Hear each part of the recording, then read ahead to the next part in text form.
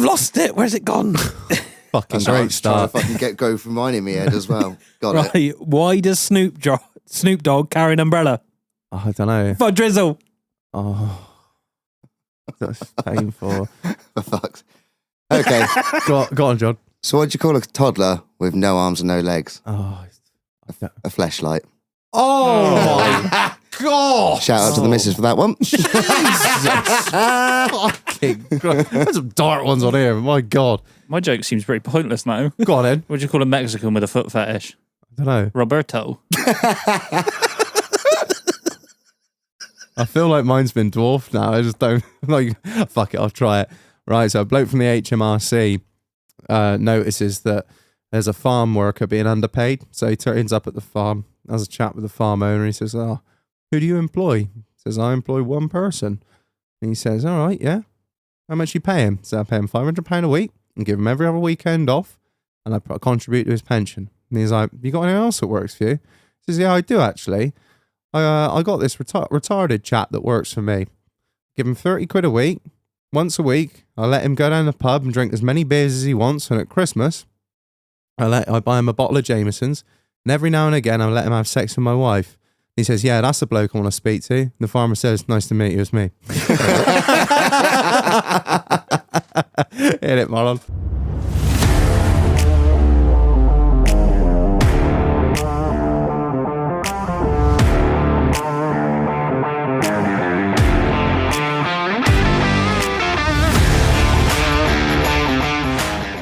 Good evening, scumbags. Welcome back to another episode of In the Doghouse, the podcast that absolutely refutes the point that it is part of the problem. It is the whole fucking problem.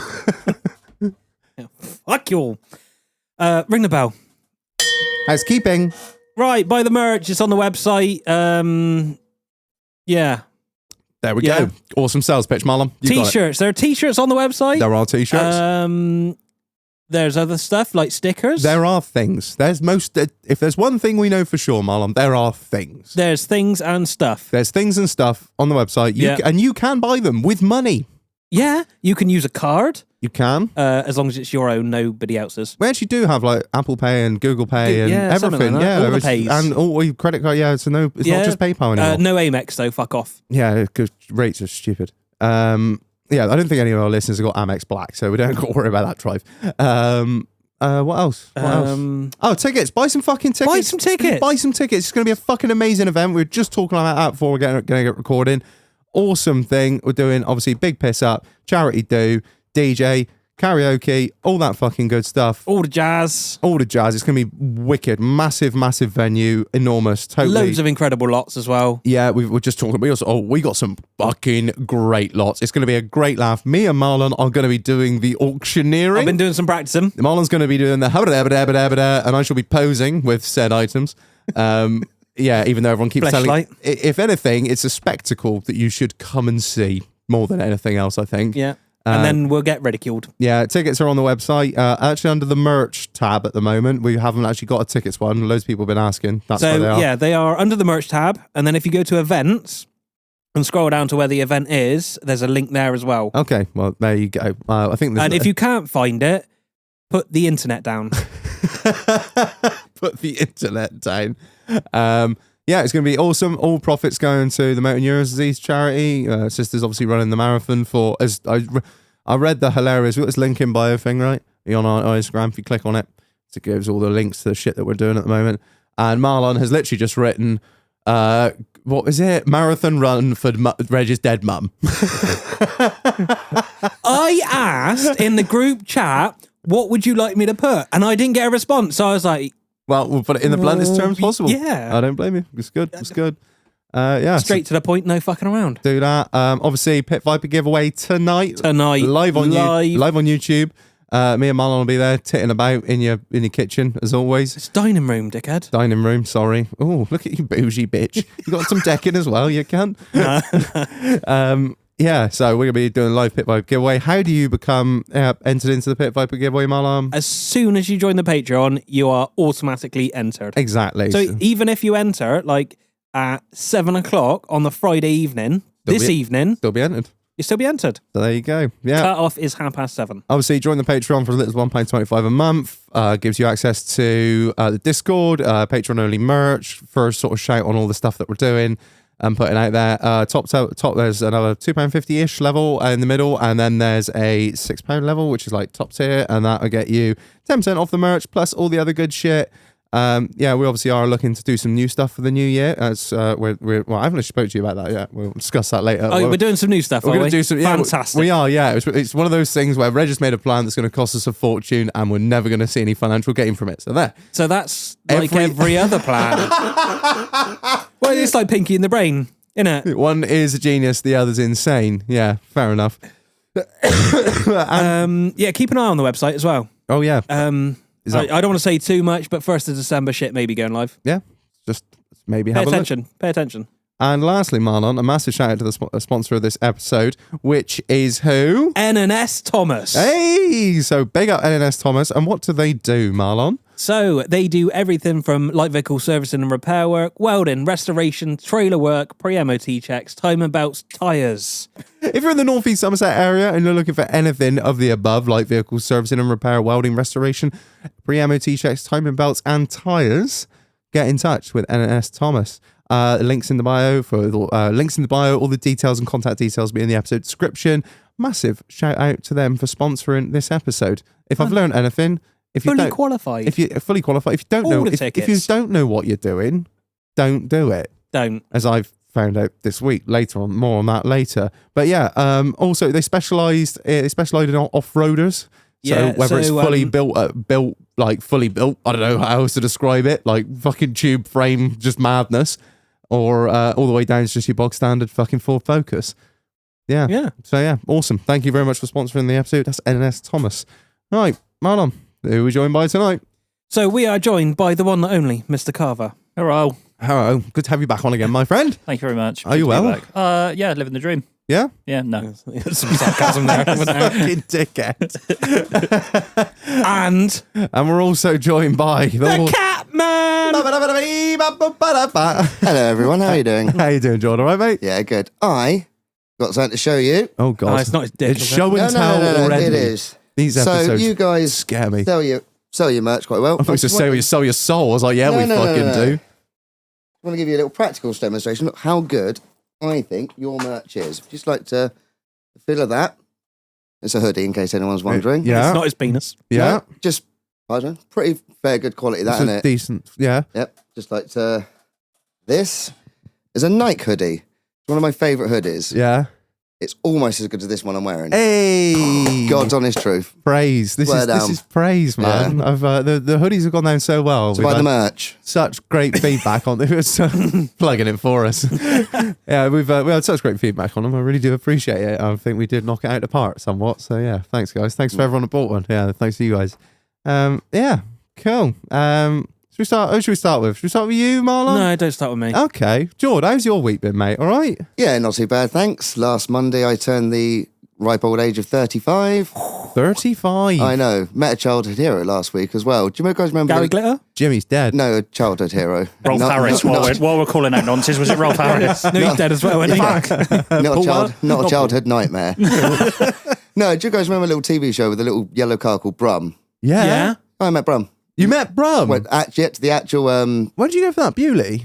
No, it's a place called Broughton on the Water, No up idea, mate. Worcestershire way. Is it a car museum or something? Yeah, the car museum. Yeah, and it's the actual museum where they filmed it and stuff. Yeah, Fucking hell. and next to it, where he drives out, there's a black Jag as well. I was Yeah. like looking at the registration, going, "Sure, that's the one in the opening credits."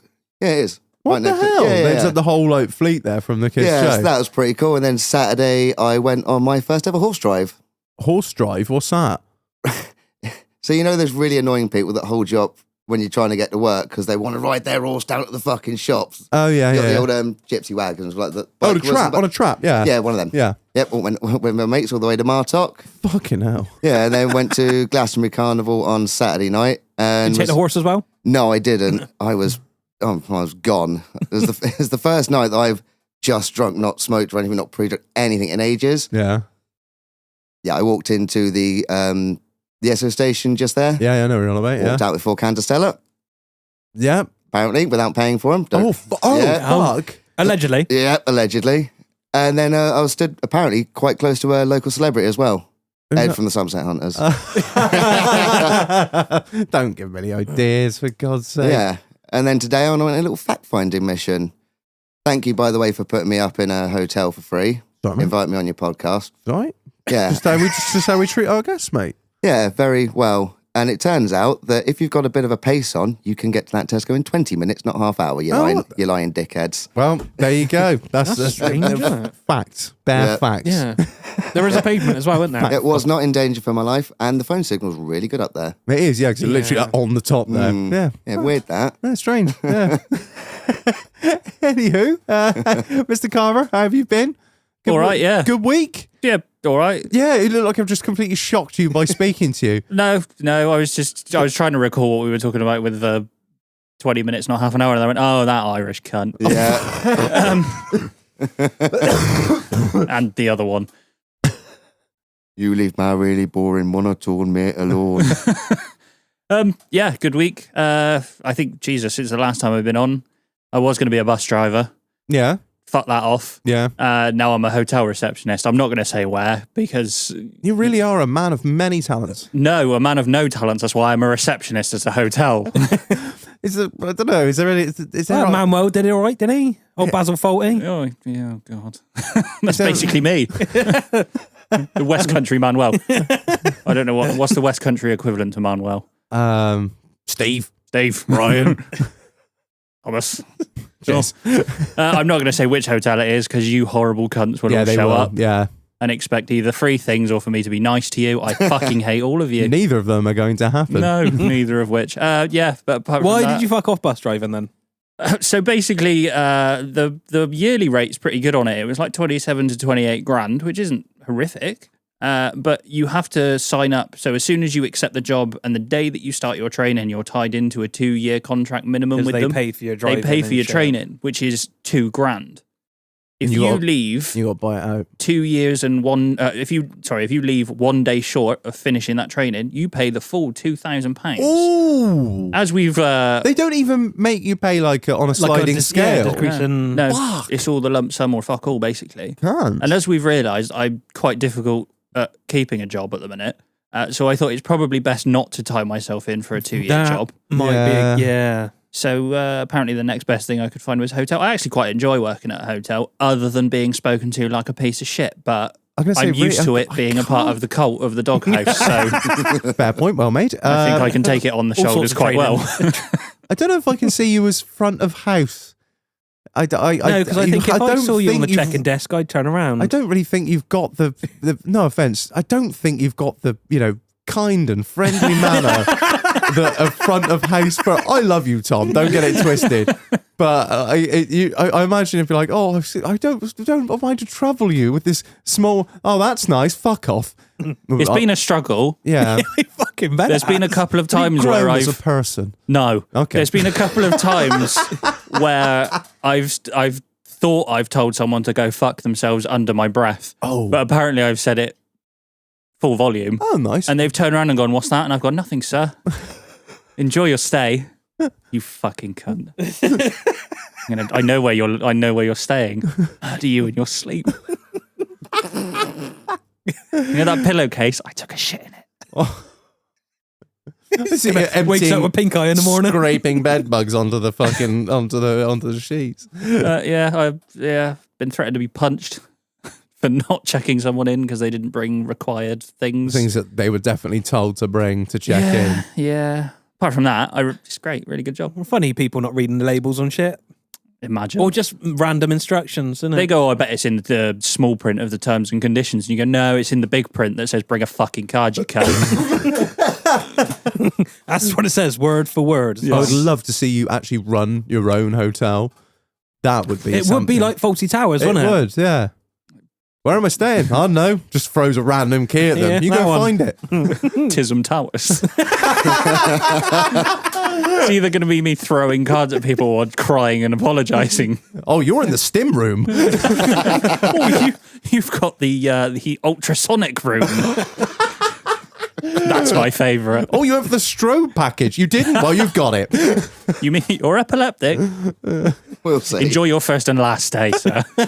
Okay, yeah. Oh, you've put down PTSD here. Right. I'll get the war noises on now. Would you like the Lancaster or the Spitfire to wake you up in the morning, sir? Oh, dear. Oh, Yeah, no. fucking hell. Apart from that, Solid week. splendid. What about you, Marlon? You look like, did you see it? Every time he knows this come around to him, he just goes, if this the 1,000-yard stare comes across him and he goes, yeah, another week lands are just shit. They are, yeah. Got some interesting ones in at the minute. I'll save that for next week because I ain't quite got to the bottom of all of them yet. Oh. So I'll save that for next week. We got one in which has just all of a sudden decided to block its DPF on a 3-litre. Ow. What? 3-litre It's a V6? sport. Yeah, V6. Ugh. Older SD V6. Oy vey. Yeah, just no warning lights, no nothing. Just fucking bleh. Just bleh. Stop Nice. running. Yeah, that's enough of work because I'm fucking fed up with that. At the minute. Chief is on the mend. Good. Thank you for all your messages. Good. Really appreciate I actually that. cut the bit out the last podcast where you were just like, you said something like, oh, don't die, or made some sort of joke. And I said, you can't say that because you did that about your last dog and he did die. And so I cut that out just in case anything bad happened. I was like, I can't leave that in. Yeah, she had some fucking meds and shit and more scans and All is well. I think all is well at the minute. Just been told to take it steady. All is well because we're at fucking Shepton Carnival on fucking, Thursdays, Fridays, Saturday night. Oh yeah, we've been back in since then. Ah, job on. Yeah. Oh. Yeah. So she went back down a little bit and then she's, Plateauing? Yeah, I think we're on the mend now, just got to take it proper steady. Yeah. Unfortunately, this is moving on. Moving on, next story. The house is sold. What, the house next door? Yeah. Try though you might.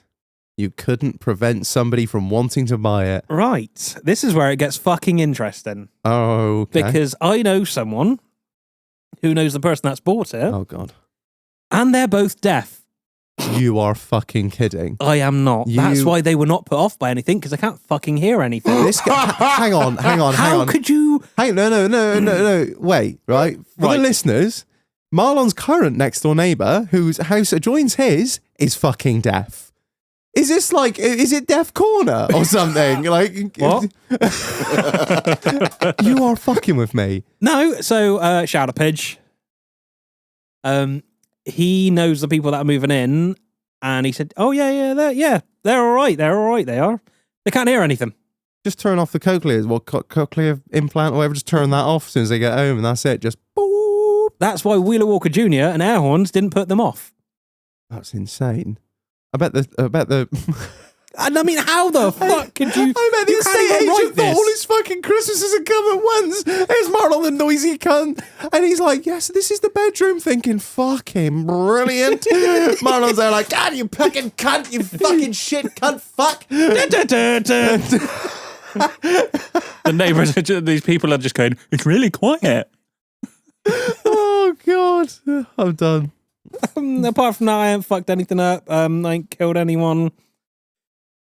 Yeah, how's your week been? Oh, mate, it's been busy. It's been busy. It was my 30th last week. Yeah, You old cunt. old as fuck now. Yeah, so, anyway, it's not really a point. Well, actually, yeah, it is actually. I got a really nice present. Have you got a hearing problem now? I'm going to show you my present, right? This is from a dear friend of mine. And he said, I've got you a little present. It's not much. And this came in the post. My God. For the listeners, that is a caricature of a Jew. And inside, it says, here is your ticket to enter the Holy Land with some gold. Actual gold. So big up my man Mule for that. I was going to say, that has to be Mule. Oh, so he's like, yeah, funky pigeon. Don't know how they printed it, but they did. Yeah, that was sick. That was fucking amazing. Anyway, yeah, I've had a bit of a week, bit of a scary week. I haven't told you, Marlon, because I specifically saved it for the show. I have this thing in my house, right, where if there's work that needs to be done or little DIY projects, I use the term "it's on the list" or "put it on the list." And I've been using this for about a year. I came back on Friday evening and she was in a bit of a mood, and I was like, oh, what have I done? Bags Obviously, packed, top of the stairs, like. well, as you were well aware, the flush had been leaking on the downstairs toilet for a hot minute, and it turned out the sink had started leaking as well, like the actual strainer, plug hole, whatever you want to call it. And she goes, right, your little list. I was like, yep. She pulled up her phone. Bitch, you don't even fucking keeping up with the list, hasn't she? Fucking believe it. Yes, oh. She's like, right, so things on your list. I'm like, what? She's like, the flush needs doing, this, the garden needs tidying, to put those patio slabs out of the way. And I'm like, so I was always sat there on the sofa with a beer or whatever, and I'm like, yeah, put it on the list. No, she actually did. She put them all on the list, then dumped it on me on Friday night. So yeah. So anyway, I had a load of shit to do. I fixed the fucking I said I went to. I did notice the toilet's not running. Well, I went to fucking Screwfit. Have you just turned the water off? No, I went to Screwfit. It's got a flush. Fucking took it all apart and found out all it was like a tiny little bit of plastic. It got stuck in the seal of the flush. I just pulled that out and then did the proper man thing. Banged on a few things for 20 minutes and shouted a lot. I'm just scrolling through memes the whole time. Didn't even replace the flush. Just like stuck the fucking thing up round the back. And I was like, yeah, that's fixed, love. She's like, oh, amazing. I replaced something in the actual like strainer plug of the sink because it was leaking. Like the seal had gone. The only gross thing is that's where we defrost our raw dog meat in the sink. So yeah, you imagine just congealed, rotting, decomposing blood and guts basically in the sink. Oh, fucking disgusting, man. Anyway, I did that. So I was getting onto the garden, sorting a few shit bits out there. And I was like, you know what, fuck it. I got my man coming in to wire in a hot tub this week. So I'll flip the lid back on the tub. And I was like, I'll give this a bit of a spruce up so it's ready to fucking fit the boogie. I've just filled it up this evening. Anyway, what I didn't realise was the cover on it's not like 100% watertight. And of course, it had been at the farm for a hot minute. And obviously, the rain had been blowing in and just got under the fucking cover on the seam there. So there's a bit of water in the bottom of it. And I was like, fucking hell. Right, whatever. I'll clean it all out. And there was I assume they got drains and stuff on them. Yeah, there's a drain on them, yeah. So like I just undid the drain, but the thing is there's seats in there. The seats are bucketed, so the water all hung in those. And there was Kyle, God bless him, he'd given me a fucking tub of chlorine tablets. And the chlorine tablets were sort of sat in the water in the tub. Now, me being just a normal person, assumed they were sealed, or if they weren't sealed, the lid would probably be watertight. Yeah. So what I did was I unscrewed the fucking thing, and I looked down at it as I took the lid off, immediately to find out that water had gotten in there, and then immediately after I realised water had gotten in there, inhaled a lungful of chlorine gas. I thought I'm not joking, and I'm not playing this up. I thought I was dying. I thought that was it. I just fucking, like that. I dropped the things on the floor. I fell on the floor. I was like breathing, but all I was doing was coughing, and it felt like nothing was going in my lungs. And I was banging, like on the floor, on the French windows, trying to get her attention. Oh, she was upstairs having a shit or something. I was like, am I seriously going to die because my wife is like plucking her fucking eyebrows upstairs? And the two dogs, who I thought should be barking to save their poor owner, were just there like, hey, Dad, just wiggling. I was like, I'm fucking dying. Anyway, so that's why I got this cough and this like sort of nasally shit going on. I now consider myself a World War I veteran, being that I've now lived through mustard gas. But yeah, man, that was some fucking scary shit. Have you looked at like long-term side effects from that? Well, no, I can have this thing called like RADS, which is like basically where you become like super sensitive to like chemicals and that. But yeah, other than that, no, I think I'm all right. It was just like 80 tablets in their mind with like a little bit of water, and I just fucking huffed it. Like I had it down like here, like down by my like below my chest. Just open it, drugs are not and the good. moment I took the lid off, I just literally just was breathing like you do, and fuck, honestly thought I was dying. I thought I was like, oh, this is it. And Mule made the funny point. He was like, and you said I was the one that was going to drown in 2 inches of water. you were just killed by 2 inches of water, you cunt. So yeah, that was fucking scary, man. That was, oh yeah, no. be careful. Like my kind of like uncle once removed or whatever, he nearly died from a hot tub and got Legionnaires. So I was like, yeah, well, keep it in the family. Huff. Yeah. So another fantastic idea nearly kills you. I don't know what to say, mate. Don't know what to say. One other little thing. Went in Tesco's today, and you know, guys, I'm a bit particular about me nice cars. I don't give a fuck about P38, but like, I get fucked off by parking in Tesco's. Always park way out the way. Takes ages. Nobody can fucking park straight. Yeah, when it's pissing down with rain. I've found what I don't think a lot of people have realised. There are these special parking spaces, right? Before everyone jumps down me now, it's not the disabled ones. I found the parent child. Wow. I don't know what they are. They're often found next to the disabled ones. They have some sort of hieroglyphics in the middle. Oh, it's man with barbecue, isn't it? Man with barbecue, must be. I don't know. And I found that they're great because you don't have a child badge. No, or that's anything. it. You just park in there, and very rarely do people pick you up on it. And if they do, You just go, oh, fuck, I left them inside. I've had a few judgmental looks from single mothers, and I just sort of think to myself, you're the one giving me a judgmental look, really? Like, not even funny. If this was back 100 years ago, you'd be in an unwed mother's home. So, yeah, let's just be grateful that you have a car. So, yeah. And they're always empty. They're always empty. There's always loads of space. You can swing the door right open and always park like right on the very end one, furthest away, because, you know, notoriously lazy that they are. They won't want to wheel that many a sprog all that way. So if I park up there, I've got full door opening capability. There's going to be no disgusting Zafira park next to me.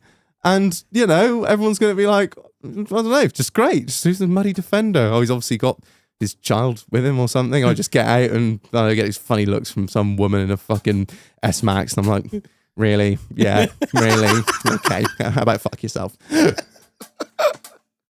I'm putting out there, boys. Like, glow up, you know, big brain time, boys. It's big brain time. You know, just use the mother and child. What are they going to do? Be like, oh no, you can't park there. And I'm like, oh, well, I think you'll find I just did. And I'm now going to go to your shop and spend some money, so fuck off. Yeah, don't take no shit from single mothers. That's all I'm saying. So I only take shit. You cars made to the poor Tesco. life decision, okay? You know, you let a loser come and you, what's my fault? Not my fault. Yeah, sorry, a little bit of a rant there. Touched a nerve, I think. Sounds like it. Really know what to say. Marlon's like, you are just burning this to the ground, aren't you, Reg? Right. Right, that's it. Right, fuck them. Right, yeah, so what we doing this episode, Marlon? So, what month is it? It is Men's Mental Health Month. And we haven't done this for a fucking hot minute. Mainly because I didn't want to feel like...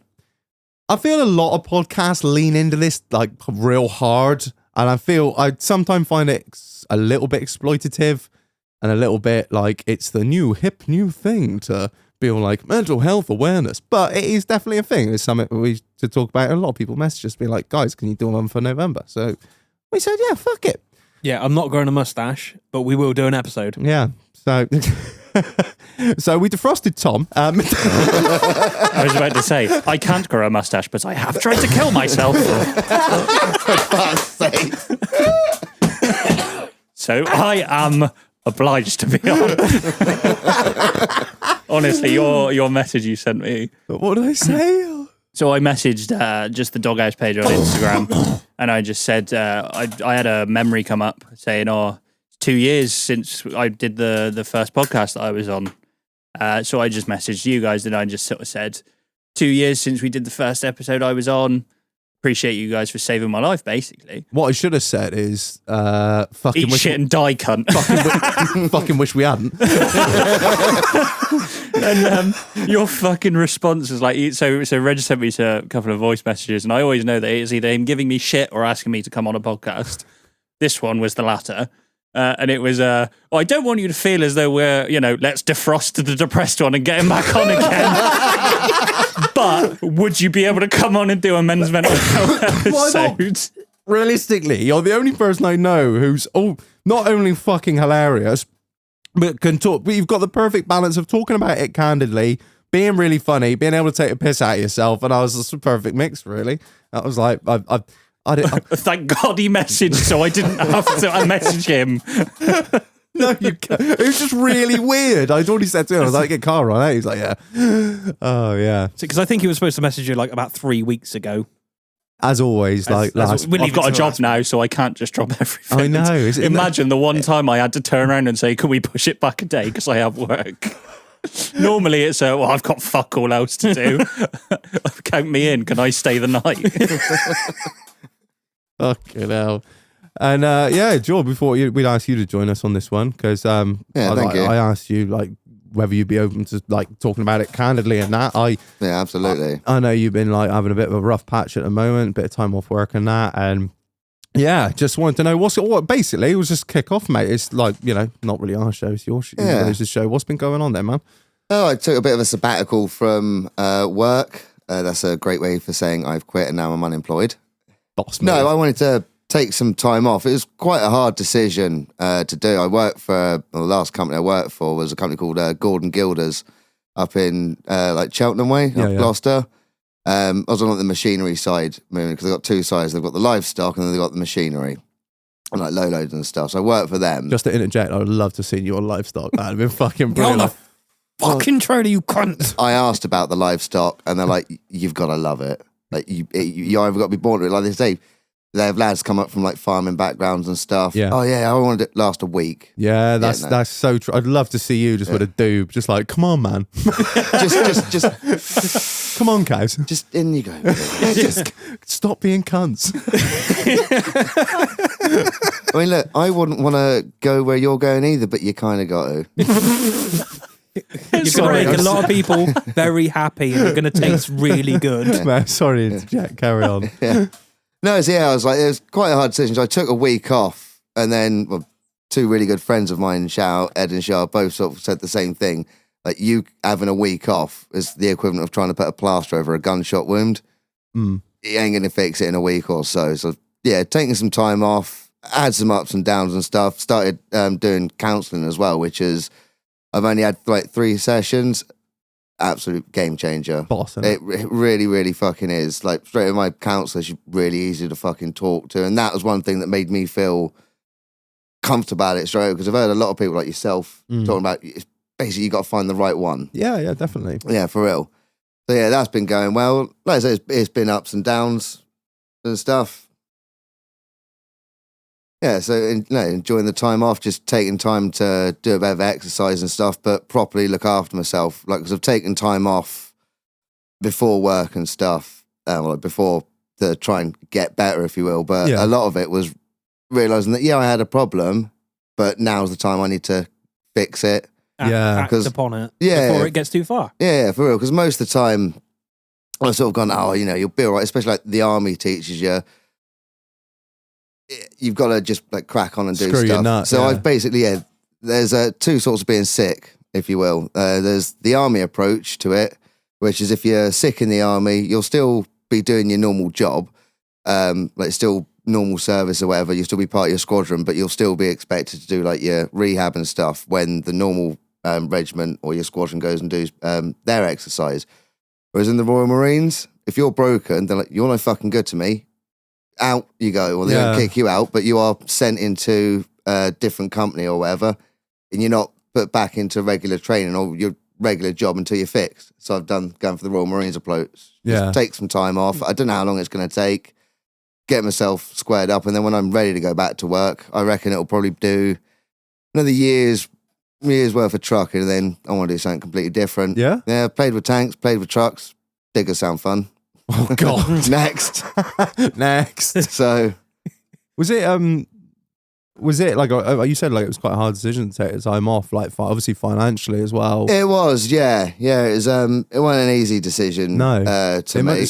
Must have obviously been, must have weighed it up, obviously weighed it up big time, because you think like, Yeah. stop work, stop income. Yeah. That's we're Huge move. downplaying it a bit, Yeah. because it's a fucking huge step to take. Yeah, 100%. I mean, I always say it to anyone, if you can afford to do it, or if Yeah. you're in a period in your life where it's like, I can do this, and you really need to, fucking do it.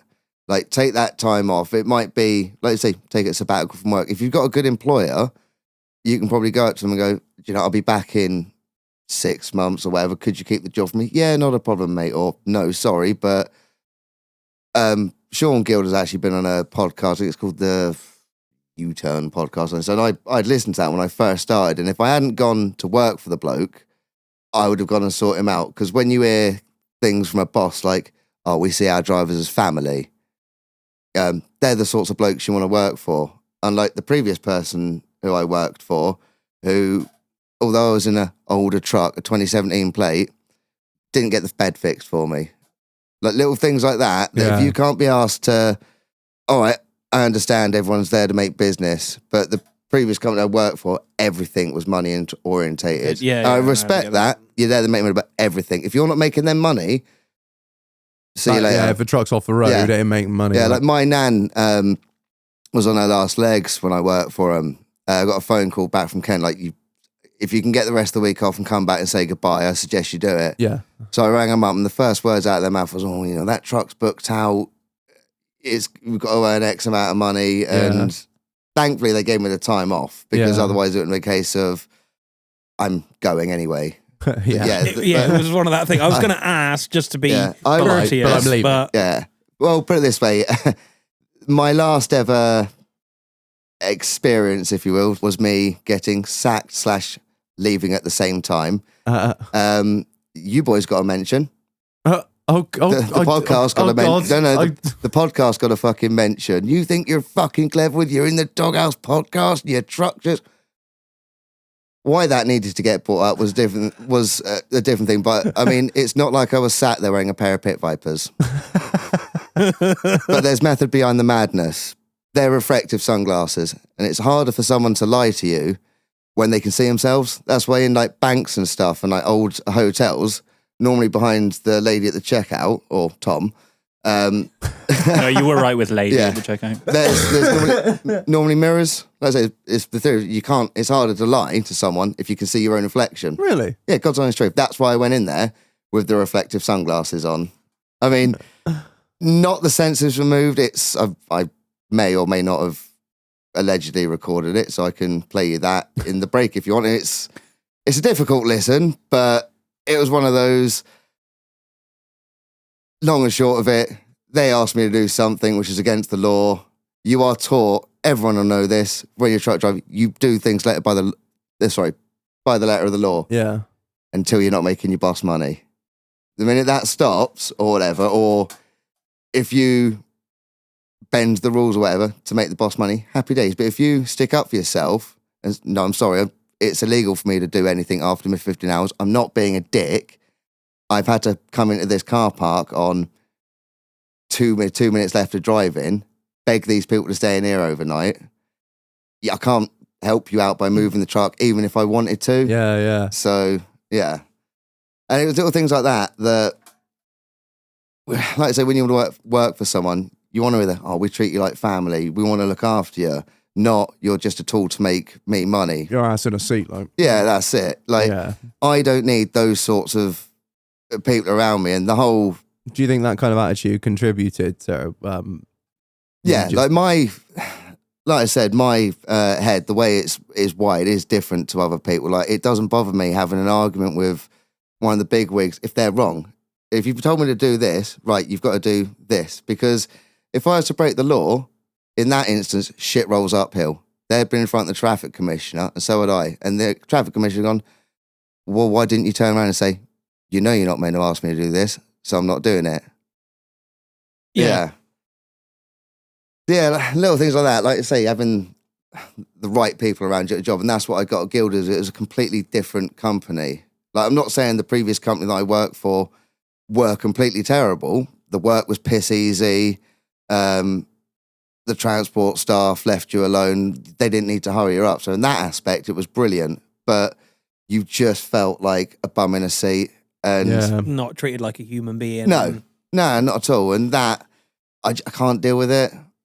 Like I said, everyone's in business to make money. That's the point. But there is a little bit of a difference between solely making money and not giving a fuck about your employees to actually go, nah, do you know what, you are sick, or Like, you wouldn't expect someone to come in with a broken arm, would you? No. Like, it's like I've got a broken head. And the hard thing was realizing that A, I've got something wrong, and B, it's time to do something about it. And the doing something about it, for me, was the difficult thing. Because, like, I would do things like I wouldn't look after myself. Like, I wouldn't clean the inside of my home.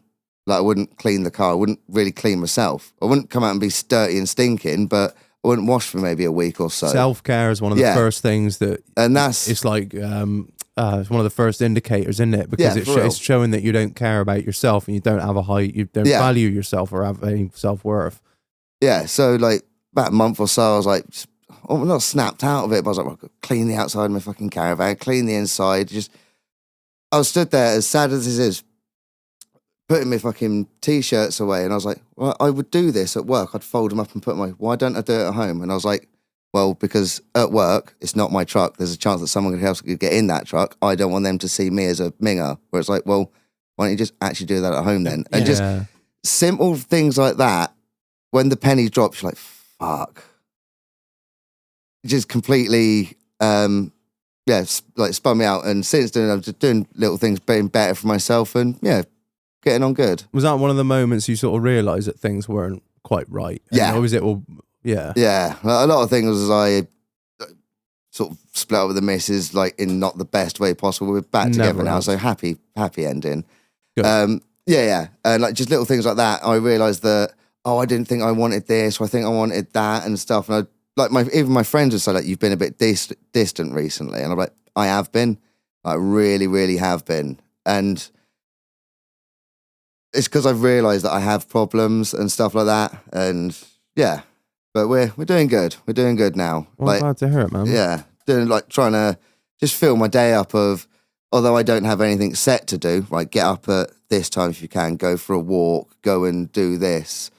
Because, like I say, when my mindset was like, I've got stuff to do, I've got to do the washing, up. Wallow. Yeah, just do the washing up. But I'd sit there and make a bit of a plan. Saying, we need to do that. Whereas once I cleaned it up, so whatever, to the point where even like my mum came down to look after me for a bit, sort of. It's just all you needed sometimes. Just someone to definitely give it that little kick, just do stuff for you, which simple things was now I'm on top of it like that. Like it's a nothing. Yeah. So, but I've got a doctor's appointment on Friday, which I'm looking forward to. It's, I'm going to go and see the doctor rather than just doing over the phone one. Like I've done for a couple of years. Yeah, because there's a few things worrying me. Like I was waking up, or sort of just falling asleep, and it would feel like, shit, you know when you see someone shocked at the hospital or on a film or something, they bring them back to life. That's what it felt like. What's that? It fucking, I'm not sure, which is one of the reasons I'm going to the doctors, but I spoke to another one of my mates. She's like, no, I don't think you're dying. That sounds like it could be something called sleep paralysis. And weirdly, she explained it also. So when you're going to sleep, you're in between that sort of conscious and unconscious bit. Oh, I've had that a couple of times. Yeah. Fucking horrible. And you either feel it. That's exactly it. You feel like you're falling. And you're about to hit something. Yeah. And you're like, fuck. It's horrible. Jesus. Absolutely horrible. But her explaining that, I was like, thank God for that. That put my mind at rest. I've slept relatively well since. Yeah. Like just I usually do that when it's about 5 to 8 and the alarm hasn't gone off.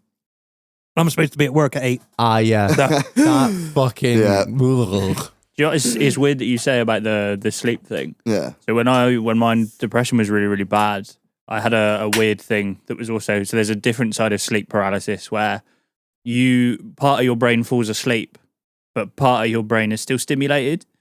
So I had a really horrifying experience where I was asleep on one part of my brain, but my eyes were open and I could see around my room. But the part, I spoke to my doctor about it, and my doctor had said that, so basically I said I could see something in the corner of my room, but I couldn't move to get away or do anything because obviously I thought I was dreaming. It's like lucid dreaming. So basically she said that part of your brain was in a dream state, whereas the other part of your brain was still awake because I had so much going on. It's like the upside down in Stranger Things. And it was like, at one point, something was over the top of me. And you like, can't move. I couldn't move. And like locked in. And I was, in my brain, I was screaming, and I was just there with my mouth open, no noise coming out, nothing. And when you said about it, and I was there going, oh yeah, that's fucking weird. Because it wasn't until like I spoke to my mate, shout Shah, when she was like, does it feel like you're falling? I went, yeah, it feels like your heart's fluttering. It ain't nice. But I remember getting it as a kid as well. It was like one of my earliest memories was at the top of the stairs, my parents would just be falling, just real fucking slowly. We'd always wake up just before you hit that floor. Yeah, it's like you trip up a curb like in your dream. You're like, fucking shit. Yeah, man, that's fucking weird. But on the sort of counselling side of things, have you found that to be, you know, net positive? Like in the time that you've done it? Yeah. Like, I've had to cancel it for a bit because unfortunately, like, we're falling on hard times at the minute. Times is hard. Yeah. Well, I don't know. Last time I told you, I had a 3 Series Beamer that got written off by a lovely lady. Well, I was about to get the compensation through for that. Yippee! I was going to go out and buy another vehicle with it. One of them, yeah. The green oval, yeah. But I'm going to have to put that back now to live off that money. So that's a bit of a kick in the dick. But me, even like a couple of weeks ago, that would have felt like such dark and dismal times. Like, fuck, I've got no money coming in. I'm not at work. Like, I've got January and February coming up. Now, if you're an unemployed truck driver in that time, like, there is no work. Everyone's industry dries up. But in the haulage industry, it just goes quiet. Yeah. Like, if you're unemployed, if you're agency or whatever, you might get a day, 2 days, January, February. So I had that to worry, but because I've had the counselling, it's given me that almost like tools to cope with stuff and deal with it. Because I have got different coping methods and stuff of what I do. I like to go for a drive. That's a great one for me, or listen to music. Like, I find music it's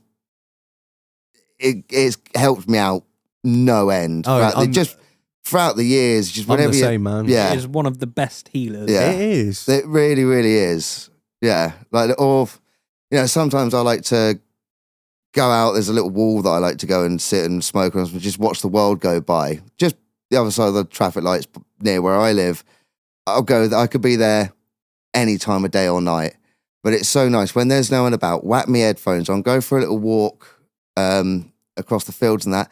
Just have a bit of a dance to the music. Just there's no fucker around. Mate, I dance like fuck on pressure washing. Yeah, for real. Yeah. No one's watching, no one's listening. Yeah. That fucking diesel engine droning, I'm there just absolutely screaming Led Zeppelin. Yeah. Just like little things like that I find help me deal with things. And like you say, when you're feeling so low, like anything that can put you in a good mood or slightly raise your mood, like, is invaluable, I think. Yeah, that's it. That's why, like, I've sort of cut down quite a fair amount on the old smoking and that now, but it used to be my thing. It would be Friday, coming straight away from work, wouldn't speak to anyone, go and roll a joint straight away. And there's that first, it completely changed my mind, not from sober to stone, but just it makes my brain think in such a different way. Like, all those problems that I've had during the week or whatever, or that thing that's been bothering me, is just, it switches it off for a minute, or I can look at it, it helps my brain go, well, did you look at it that way? No, I didn't. Oh, that's not so bad at all, is it? Like, just doing the, like I said, doing the silly little things, like washing up, doing my washing up, folding my clothes, putting them away and stuff. Just, if you do these things every day, you're not going to realize how much, when you don't do them, how much those little things help you out mentally. Yeah. Like, it got to a point where I used to hate being at mine. I wouldn't like being at work, so I'd rush home like fuck on a Friday, have that spliff, and I'd be sat there going, what have I fucking rushed home for? And it was like, like I said, the Caravan, it got all green on the outside. Like, I let it go quite bad, and just coming back now, no, it's lovely and clean. I want to come home. I want to be there more. Little things like that make such a difference. I know, like, even like simple things, like if I come into the kitchen, it's a fucking shit mess. Like, if I just clean it, I'm like, cool, now I've got the space to, like, do shit and cook stuff. Not that I do much cooking, but, like, you know, just, it's simple things like that. Even just, like, I've got this thing where now I keep the inside of the fucking Defender, like, nigh on spotless, and I fucking love it. Every time I get in it, I'm like, yeah. Whereas, like, P38 was an absolute shit state inside, but now, it, like you said, it's just keeping on top of little things like that, and it's just making your life a more pleasant life to live almost, or things, anything you experience or get involved with. I think it's just, Yeah. I don't really know where I'm going with that, but you get what I'm saying. Yeah, you do. Like I say, little things like that really do fucking help you out. And you don't realise when you're not doing those things for yourself, how much of an effect it actually has on you. And like I say, when you do the cleaning or you wash your car or any little things like that most people that would take as a nothing, you're like, fuck, that makes me feel like the fucking king here. And I feel... Look how good it 1000% looks. Yeah. I did that. Yeah, exactly. Yeah, I can't. But like on the other side of things, I do understand that like when you're like, obviously seriously depressed. I've never been quite that bad, but like you just don't have the get up and like the will or want to get up and clean anything. Yeah. You just want to fucking wallow in black room and shit. I don't know if you've been through anything like that, Tom, but like just letting things go. But then you almost get to a point where you've let stuff go, or things are so bad, you're like, well, what's the point? Like, I can't change this now. I don't know.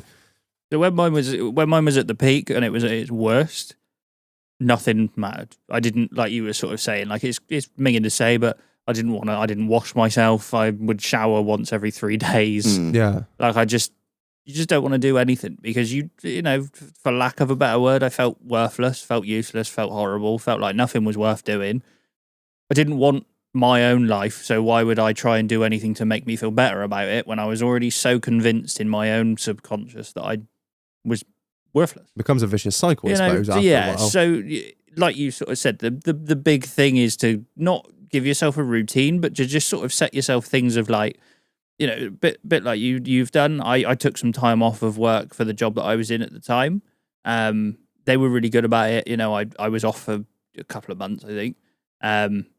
And I started off with just not doing anything. I would just wake up, lie in bed till midday, get up, walk around in my tracksuit bottoms, do fuck all.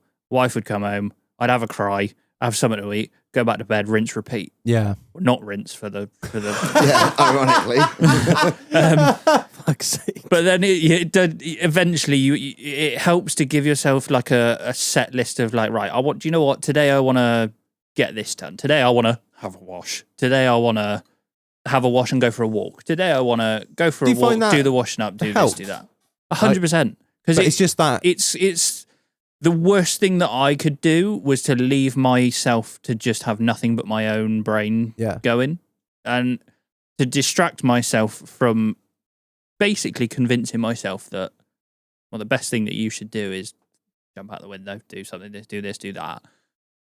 For me, it was get up and do something. Get up, go for a walk. Get up and go. Yeah, because when I started sort of, I know I was sort of past the worst part of the depression side of things, but when I was made unemployed, I had no money coming in. My dad was nice enough to give me some money to sort of say, well, I tell you what, why don't you sign up to the gym for a couple of months? Get yourself out of the house. That helped no end. Just doing something to physically take care of yourself helps to then mentally take care of yourself. Exercise, I find, exercise, I find, is the one for me. Like, I'm yearning to go out for a run, and I bought myself some new trainers like a few weeks ago as well. Turns out me and Ed have the same pair of trainers. No, they're pretty cool. You're nothing but a CrossFit bummed arser.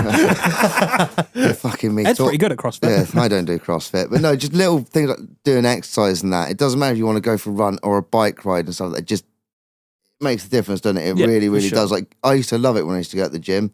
I absolutely love it. It's a shame that the one in Martok shut down. That's where I used to go.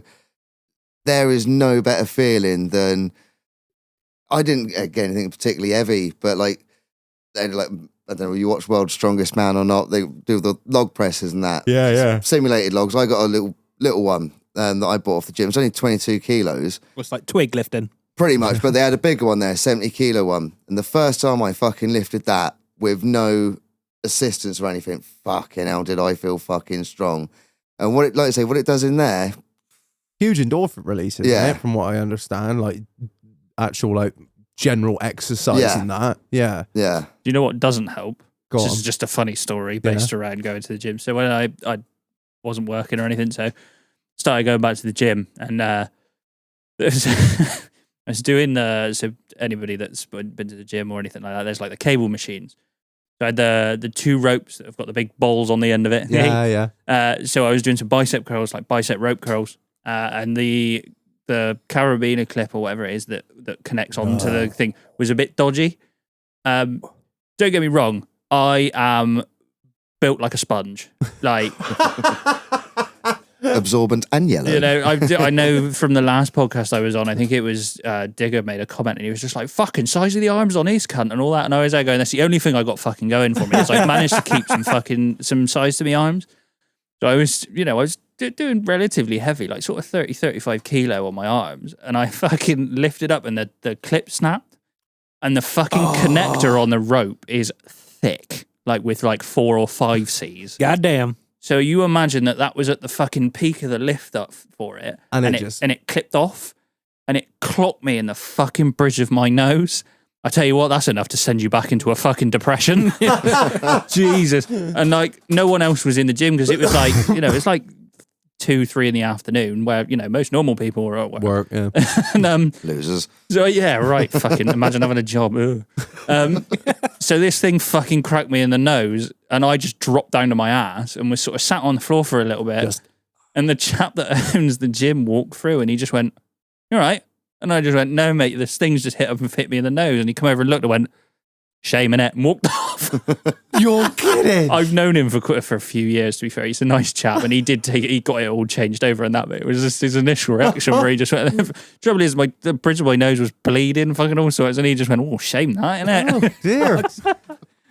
He probably didn't want to buy into it. He'd end up in a public liability suit. But trust me, going to the gym is good. I know it gets blown up a lot by like these, a lot of these fucking, alpha male fucking podcasts that are just like, "Hey man, you don't need pills, you need the gym. All you need is to do some fucking push-ups. That'll cure your crippling depression." And I think it does get a little bit overblown, but there is a lot to be fucking said for it. I think it's a huge. When I was going, like, it's a nice release. Yeah. And then I just fucking lazy. I'm a Viv. I did go to the gym for a short while, probably like, probably like 6 years ago, 6, 7 years ago. But I was just like, why? I have such a labor intensive job. Why am I doing this to myself? Like, I'm just going to burn my body out sooner.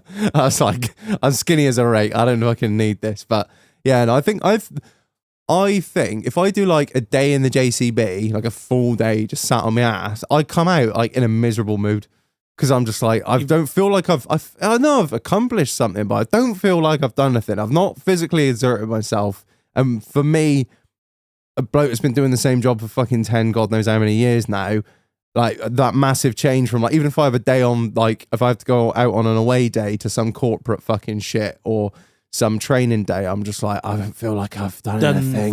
That's it. I don't want to go wires all day. Yeah, I don't want to go run round in circles, but at the same time, it's like, fucking what shit. Just something. Yeah, just give me some sort of physical exertion because I can't just fucking bum doss around. Yeah, imagine working in a hotel behind a desk. What a cunt. I'm not saying that. No. I don't know that life. Like, how my missus to sit up there on the fucking computer with the dogs running around her feet all day. I mean, the more money that she makes than me must make it up for it, I suppose. But, I don't fucking know. Right, should we cut to a break, Marilanis? Yeah. And we'll get beer of the week out and fucking shoot on from there. Sweet. Right, see you in 5. Love you. Bye.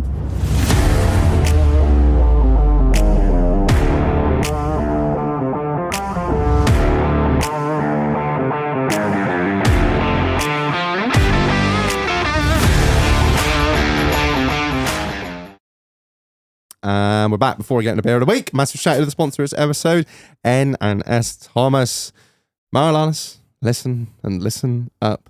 Fucking good. How many times have you seen people have a fucking swing at at doing like real simple stuff that they've watched a YouTube video on, excluding myself? A lot. Yes. A lot. And they all tend to fuck it up. Exactly. I know we sit here and preach that, fucking I'll have a go at that, I'll have a go at this and this, that and the other. But if you're not confident enough and you decide, you know what, fuck it, I'm going to have a go at servicing this car, and you end up not taking the rubber seal off that's mated to the bottom of the fucking engine, and you double seal it and you piss all your oil out, guess what? What happens then, Marlon? Engine dead. Exactly. So for that kind of stuff, whether it be general light servicing and repair, welding, restoration, trailer work, pre-MOT checks, timing belts, tires, or any of the above, specializing from anything from off-roaders to just normal stuff. The fully qualified boys over at N&S Thomas will sort you the fuck out, servicing and looking after North East Somerset and further afield if you're willing to travel. There you go.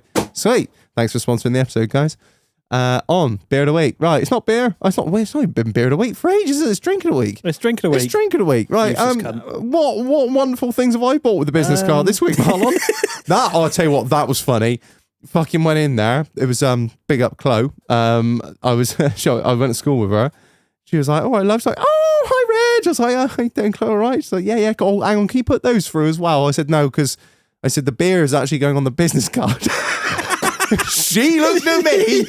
She was like, "You fucking what?" I was like, "I'm not even going to get into it." I was like, "The food's for me, but that's for the business." She was like, "Christmas do?" And I was like, let's just go with that. Let's just go with that. She came back over to ping it through and I was like, "See, look, business says it on my phone." She was like, "Yeah, okay. I don't want to be your accountant." Anyway, what did I buy with the business card this week? You have Thatcher's apple and blackcurrant cider. Didn't even know they did it. First time I've never seen it. Usually I've seen it somewhere like before. It takes 3-4 weeks to hit the shelves in Tesco. Saw it. I was like, "Oh, the fucking shit now." So yeah. All right, Marlon. Without any further ado, can you please read the marketing bullshit? I don't know what the fucking table pounding was all about. Thatcher's apple and blackcurrant is a rich, refreshingly fruity cider created with the sweetest dessert apples, a fresh berry aroma, and bold, natural blackcurrant flavour. Well, if you've been on the Thatcher's tour, you'll know I'm all about dessert apples, as I did. Fantastic. Yeah, I just couldn't go. I'm on the edge of my seat. It was very informative. I recommend it to anyone. Right. Anyway, should we see what you reckon then, boys? Literally smells like Arabina. Literally does. Yep. Oh, that's fucking dangerous. That's a risk, that one, isn't it? That is dangerous. Yes. That's yes, Jesus it is. juice. That is how dark fruits should fucking taste, in my mind. Yeah. That's fucking brilliant. Oh, Jesus. God, that's good. I am fully erect right now. I think that's going to get the Chef James breakfast. Breakfast beer. Yeah. Festival Not breakfast. Festival breakfast, that's it. Oh, in the words of Will Austin, I'm coming. Oh, God, that is good. I find with these fruity fucking ciders, it often falls way short. It's way too saccharine-y. It's like artificial flavors, artificial sweeteners, too sharp, too shit. That bangs. Literally bang on. 4%, 440 can. That's really good. It's just got no fizz to it, nothing. You could. It's Yeah. just beautifully. sessionable. That's a night ender, yeah. It's dangerous. It's beautifully Fucking smooth. right. Yeah. Oh, I think. No, I haven't. I haven't had apple and blackcurrant. They did a forest fruits one for a very short while, and I had that a couple times, and I was like, that is worse than dark fruits. I'm not fucking drinking that again. So I was quite dubious about picking this up, but they've obviously reformulated it, tried again. I love how they call it apple and blackcurrant. I was like, yeah, cider, dickhead. Like, fuck else is it gonna be? Apple and blackcurrant. If you say that word too quickly, you could get yourself in a lot of trouble. Yes. I've That's seen very the video. true. Yeah. Apple, weird. What are we saying then, I'll boys? start at 5. Yeah. I'm no argument. I'll go with you for that one. Yeah. Yeah, definitely. I can definitely have that on a warm God, warm man. mate, yeah. morning. Oh, and a imagine that in festival, the summer. Yeah, why Yeah. have they brought it out now? But I suppose Dickheads. at least everyone will get used to it for summer. I'm Yeah. already used to it. I've had I've a couple of sips. You're not Yeah, a cider that's man good. either. No. No. What about you, Tom? What you I'd say? fuck this drink. I would take this out to dinner and I'd fuck it. This is Hey, yo. five all day. Everything's a fleshlight if you're brave enough. There's one thing I've learned. Hey, yo. Yeah, 5. Solid Wow, 5. that's a 5 all round. That's rare. That's been We a haven't- while. That's been a while, old boy. Yeah, well, fuck me. That's Thatcher's apple and blackcurrant cider. I got it from Tesco's. I'm not plugging them. I think they're our corporate overlords, but there you go. Big up. 5 out of 5. It's mad. What are you fucking laughing about now? Tesco are our corporate overlords. Just a shop. That'll be the first thing on the list when I weld the cab onto the fucking machine. Sometimes, Marlon, reasonable men have to do unreasonable things. Tesco. God willing, I will get the machine finished. You can't weld. I know I can't. Get you to do it for me. I'll be like, Marlon, I'm definitely not building the kill handler. I don't do stick, mate. You have to get someone else in. I ain't making all that steel on. No, it's not the fact that you don't want to testify for hours and hours in court of why I went mental and ploughed down the council offices, Tesco, and various other things. Don't do stick. It's just like, no, I don't do stick, mate. Dirty. Don't like it. Oh, Marvin Heemeyer. Bless up, young king.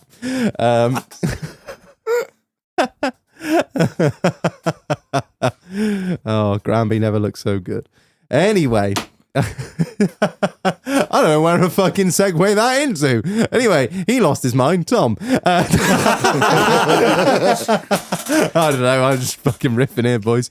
This cider's gonna be all funny.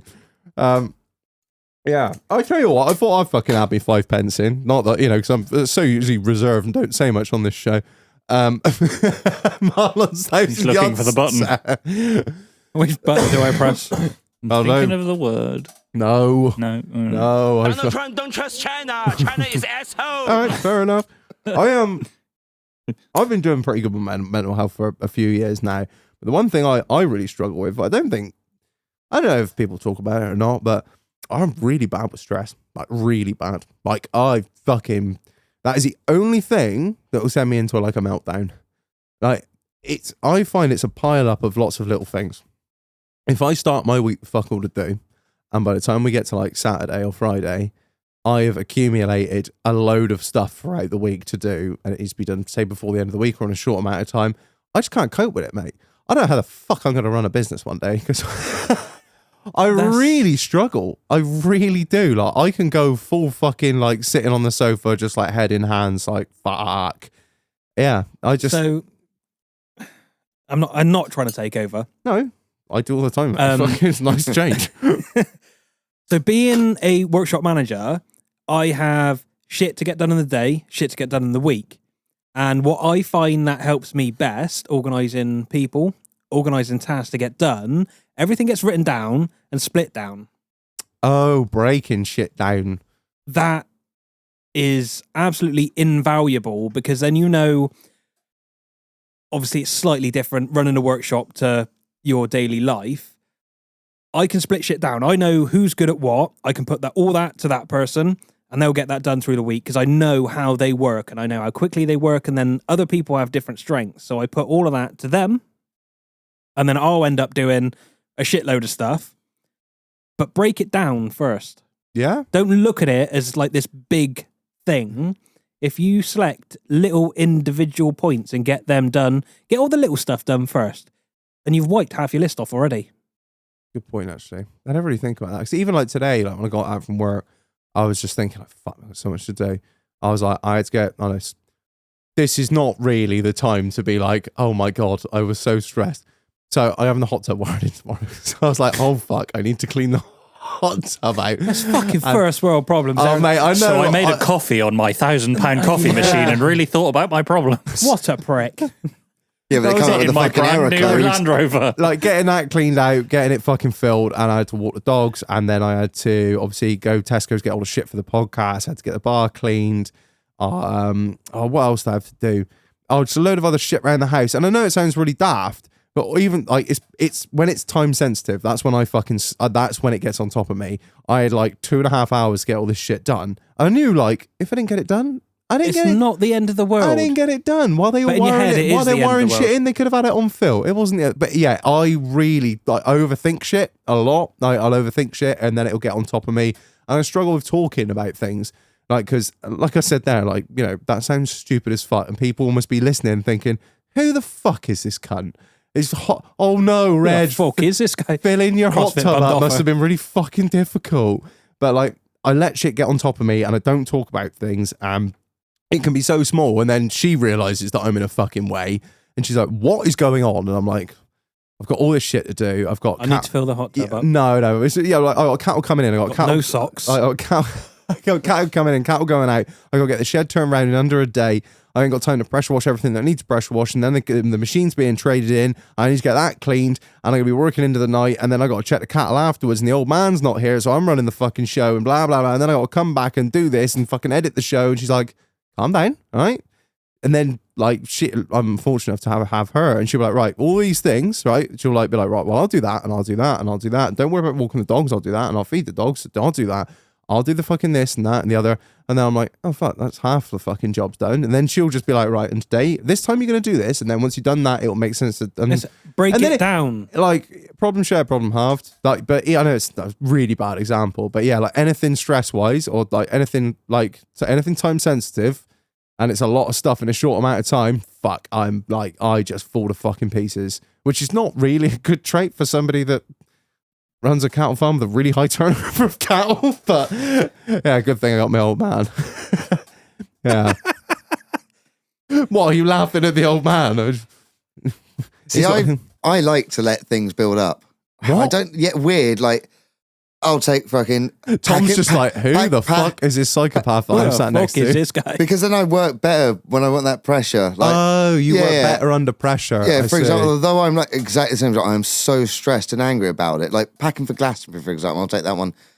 I've packed. It's like we've got a week to go. Oh yeah, I fuck will. those I will be people. packing an hour before I've got to get out the door. Those people are the first ones on the Because- trains. Yeah, a part of it because I know what I'm fucking doing. But B, I just work better that way. I find. Yeah, Yeah, I just. but also it absolutely snaps me as well. yeah, no, this is the thing.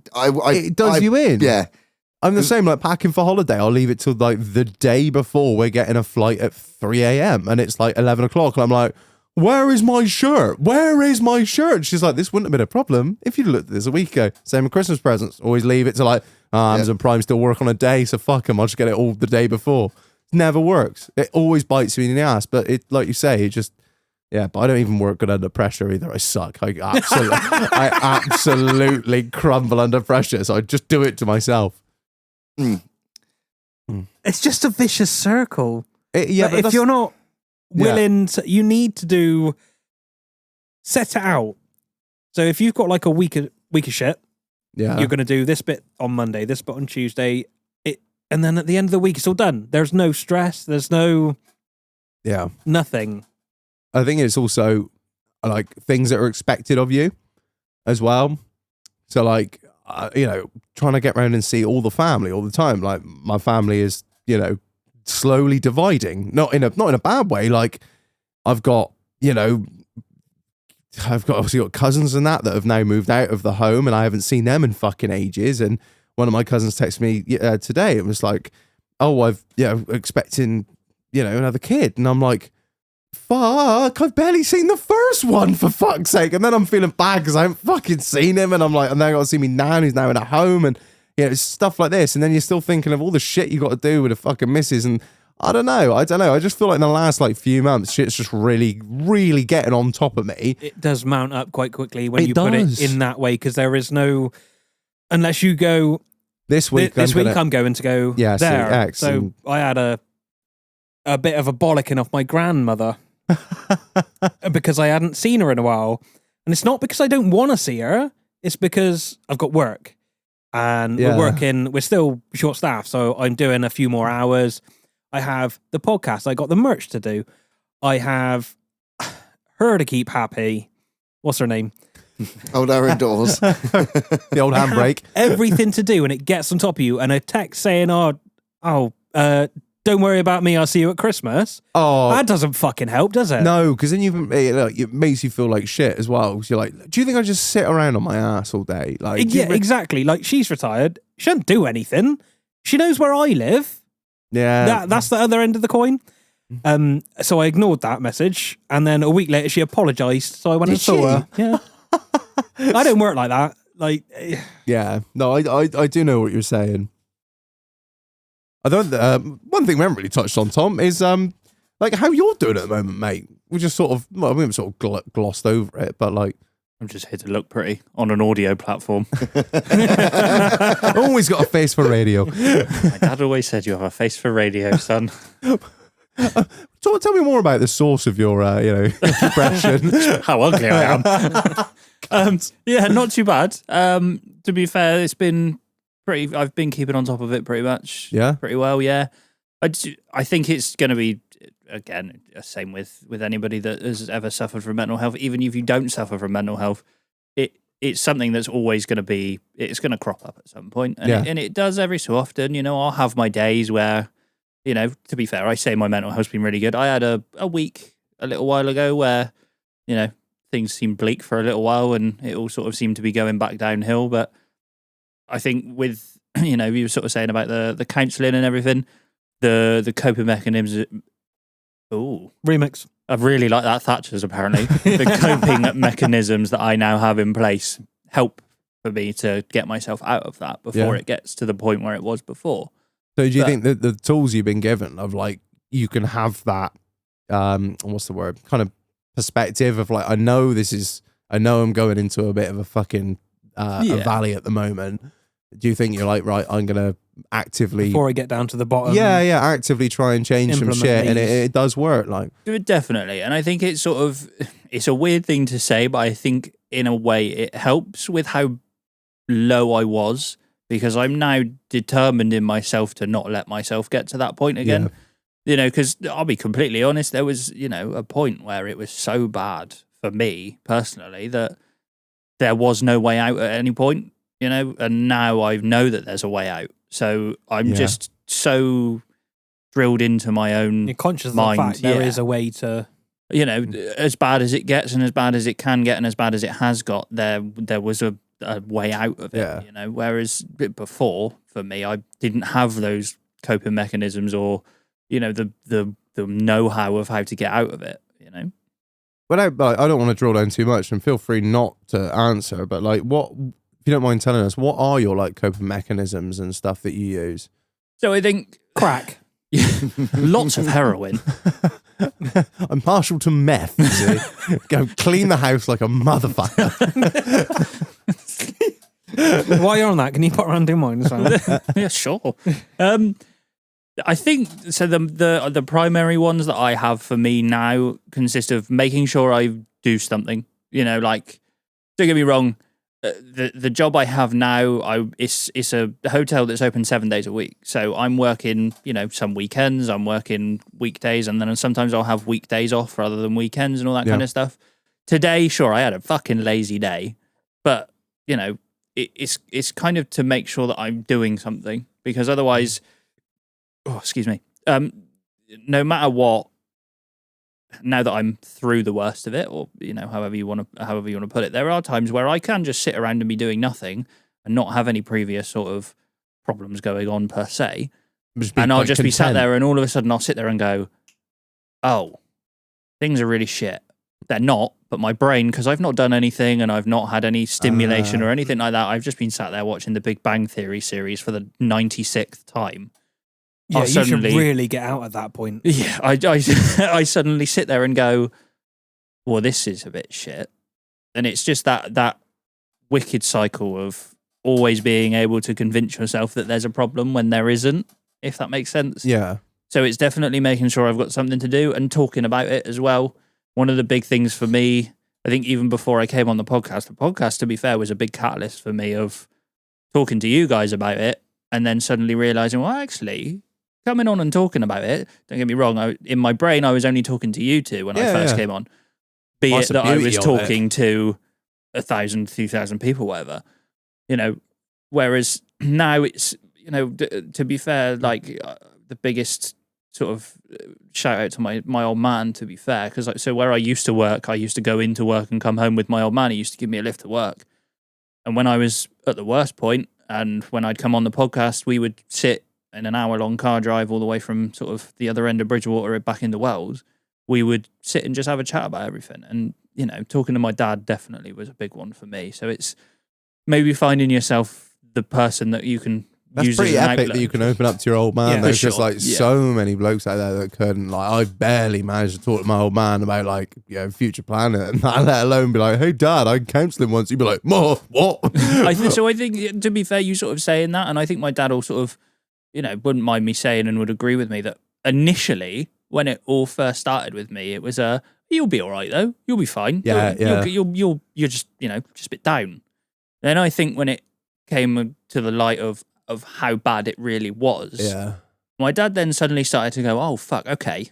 This isn't just like he's having a bit of a rough patch. What can we do about this? Yeah, it was well, what is it? What can I do to help? And to be fair to my dad, the worst thing for me to hear about, which don't get me wrong, depression's a very selfish thing in a sense because the problem is solely with you, and there's nothing that anybody can do to help. It's a selfish problem. It's really a problem that's just for you. And the worst thing for me was that my dad was getting very, very upset at the fact that there was nothing really that he could do to help me, and for the most part, there's nothing that anybody can do to help you. But my dad just saying, "What can I do? What can we do to help? Let's go and do this. Let's go for a walk. Let's go do this. Let's go do that," and trying to give me things to do.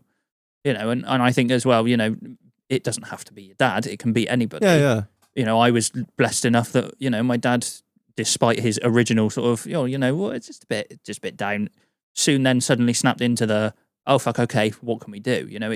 I think a big thing for me was having someone to just whenever stop and talk to. And then again, as I've always said when I come on the podcast, the big thing for me is the support group that the podcast provides. Like, Gilo is an example. Me and Gilo don't talk every day. I mean, Christ, I don't think me and Gilo have spoken since the last podcast or the last event that you guys did at the pub. But I know for a fact that I could message Gilo at any point and say, having a bit of a shitter, mate. He'd be on the phone within seconds. Yeah. And I think that's the sort of thing, as I know that there are other people as well that come from this family, basically. Mate, I'm glad that you brought up the podcast because it's one of the things that I wanted to talk about. It's one of the things that I used to cope. Like you say, we're sat here now. It's just the four of us. You don't think you don't think about anything else beyond there's this. other people going to listen to us. But since I come on last time, like when as I didn't listen, I'm not, unfortunately, not one of the day dots I caught up. And then it was when I listened to the episode that you did, episode 42, Dick Injuries, if you want to be, it's the one that you did with Gilo. Such a good episode. Yeah, and Titch. People message us still. My missus listened to How that. are his balls? Yeah, about that episode, being like, I've just caught up, episode 42. Fucking hell. for real. And that was the episode. When I heard that, I sent you a message. I sent Titch, and I was like, I've been through something similar to you. Yeah. It's not fucking nice. And So we're talking about dick injuries. Well, that sucked. yeah, but it's like I said, my missus listened to it. She was like, it was a really sad episode. I was like, yeah, it does. I said, if that episode doesn't make you cry, you're dead inside.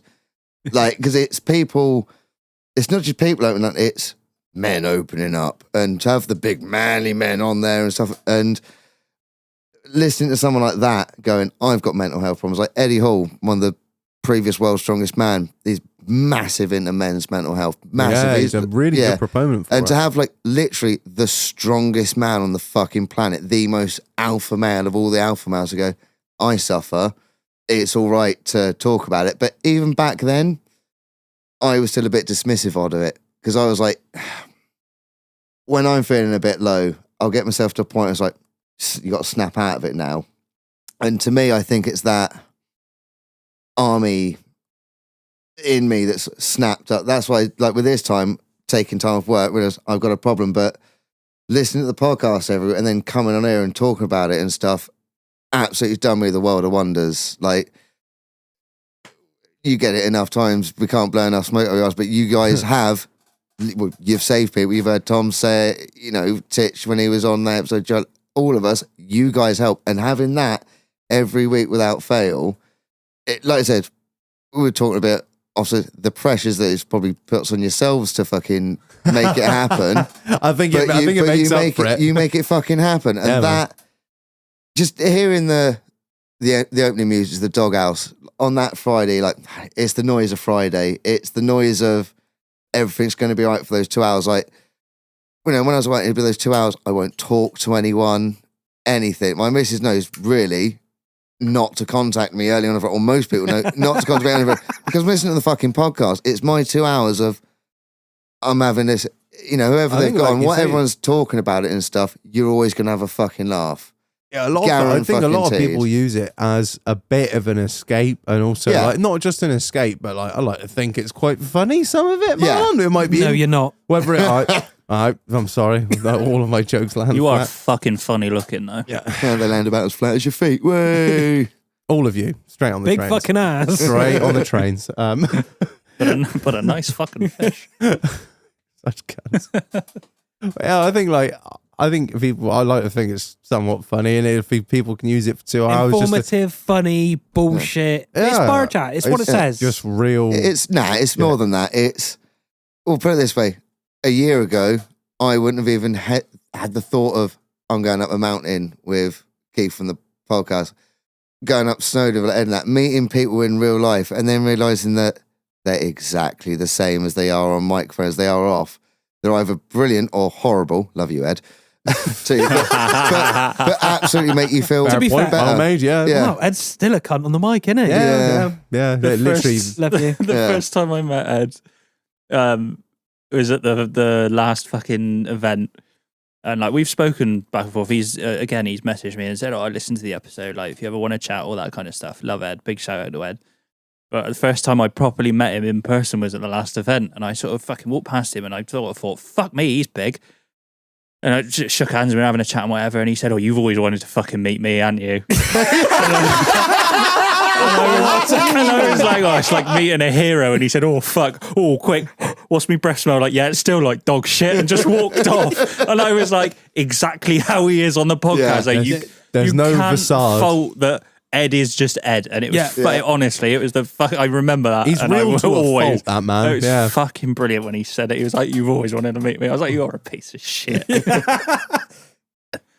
I think I don't know about you, Marlon, but I think the podcast has done like aside from the never-ending stress and work that you have every night of the week, packaging and shipping, and the couple nights a week I do editing and whatever. But I think it's done like a lot of good for us, really. Like personally, do you think? Yeah, I think personal growth.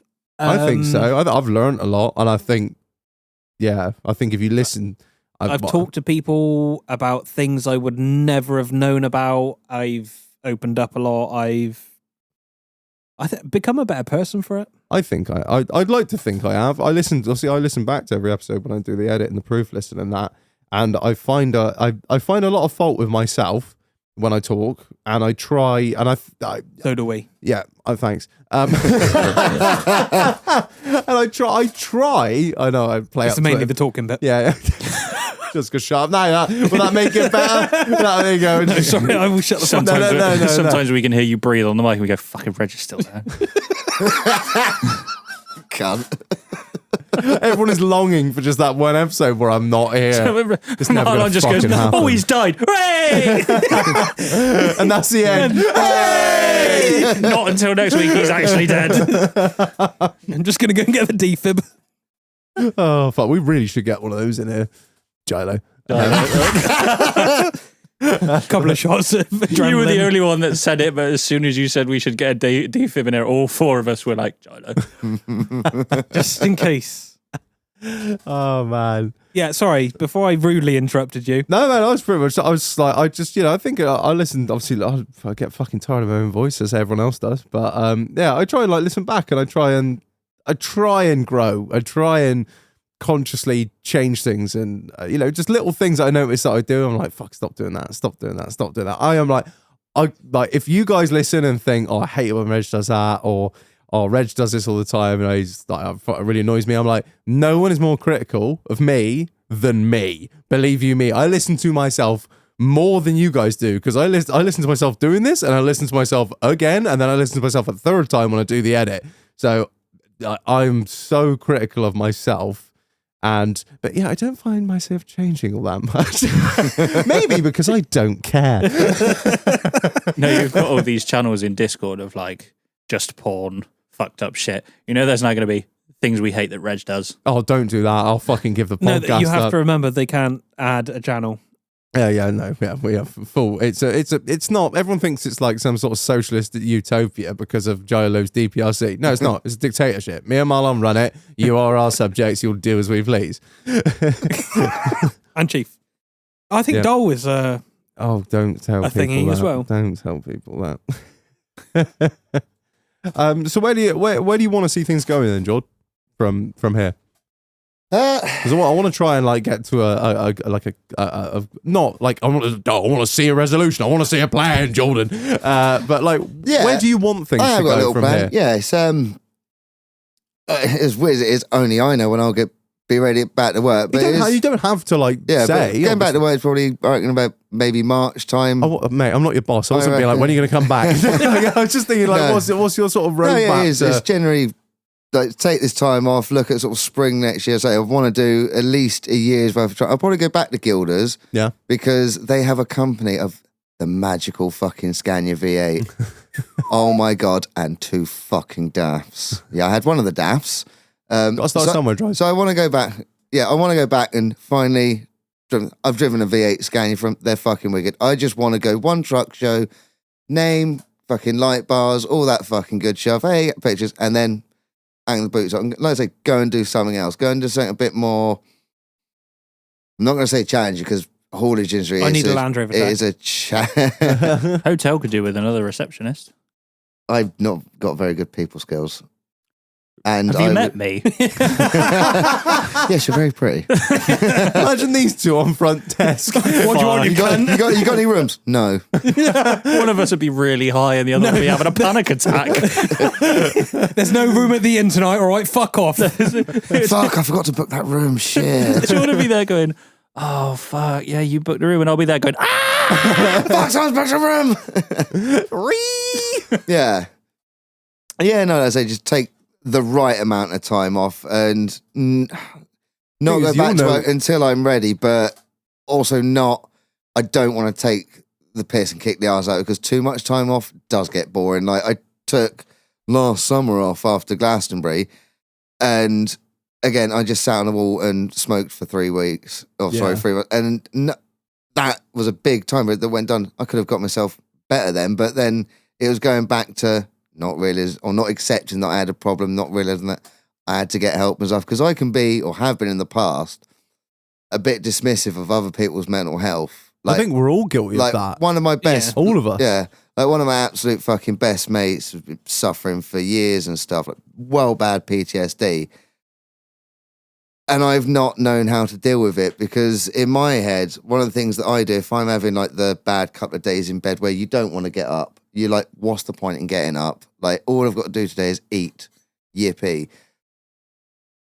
Mine was if I don't eat, I'll die. Yippee. Yeah. So for me, I'd give myself a time, like, right, snap out of it now. Go and do something. Like my mum, like mental health for me isn't a new thing. It's something that I've grown up with.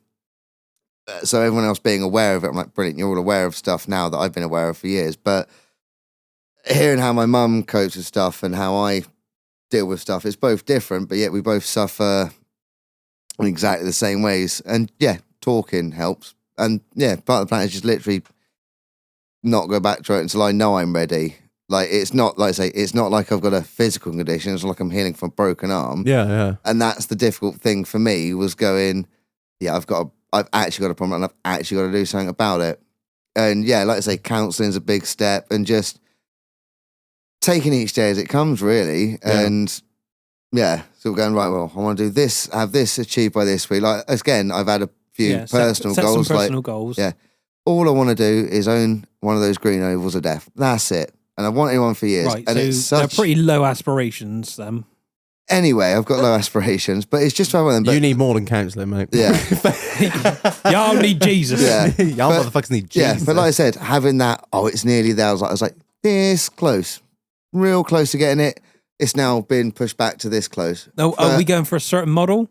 It's going to be an L322. Oh, my fantastic. God. Oh my God. Although I am... Fuck the counsellor, I'm going to put you in with a shrink because you're going to fucking need it, son. And a financial advisor. Yeah. Although they are a bit old for me, I do have a soft spot for the P38. You're mental. I am. You're all mental. I am. Everyone. Yeah, but for me, it's... we'll get onto this now. It's not... I know it's going to break down, but Reg, how do you feel when you drive it? I bet you feel like the fucking king. Fucking nothing like it. Yeah, mate. exactly. Nothing like it. Exactly. It's that trade off of like, are you willing to put yourself through that? Not like financially, emotionally, mentally, and just physically. to have like it working for like 4 days and be like, Yeah. oh, this is fucking brilliant. Beep beep beep. Okay, I'm gonna kill myself. Yeah. I've never, But let's say I've for never- those I've for never heard those 4 someone days. with depression say, "I want more depression." I want to add to this shit. But little things like that, like because it's now been put back a while. So mentally, I've had to deal with that. But it's now because of where I am now, as opposed to where I was 6 months ago. It's not terrible. It's just I'll get it eventually. Whereas 6 months ago, I'm like, goalposts it's the have end just of the moved. world. Fucking, how am I going to do this, etc., etc. Yeah, goals move. Yeah. That's one thing I've found is stop being so. I've often been guilty of being quite rigid in what I want to do. Like before we did I said to my missus, I was like, right, this year I want to do the garden, I want to do the fence, I want to do the windows, I want to do the painting, I want to do the flooring, and I want to do the kitchen. Yeah. And then like I was like hell bent on getting all this done, and she just basically was like, "It's not fucking happening, Thomas, Yeah. at all. It's not happening. We are not going to get that done. And if you can't get that out of your head, you're going to have a real bad time because it ain't getting done. Because Yeah. we're going on holiday. Fuck your kitchen." I was like, "All right, fair enough." Yeah. So you can. I think. Realistic goals. Yeah, mate, definitely. Like you can. That's the thing. I'm guilty of stressing myself I wanted out. to finish the patio this year, but I've just been far too busy. I stress myself out by giving myself too much to do, and then it's sorry, it's that mustard gas. Yeah, I'm guilty of that, and it's setting sort of self-imposed goals that are pretty much, what's the word? Pointless. Not pointless, but like they don't mean anything to anyone but you. Yeah. And Yeah. like it. And if you don't hit that fucking target that you've set in your head of I must get all this work done to the house this year, who cares? Yeah. No one. That is it. It's not. It's when you put that pressure up, but realizing that because I said to I was speaking to my mum, I was like, I'm gonna have to use that money to live off, etc., etc.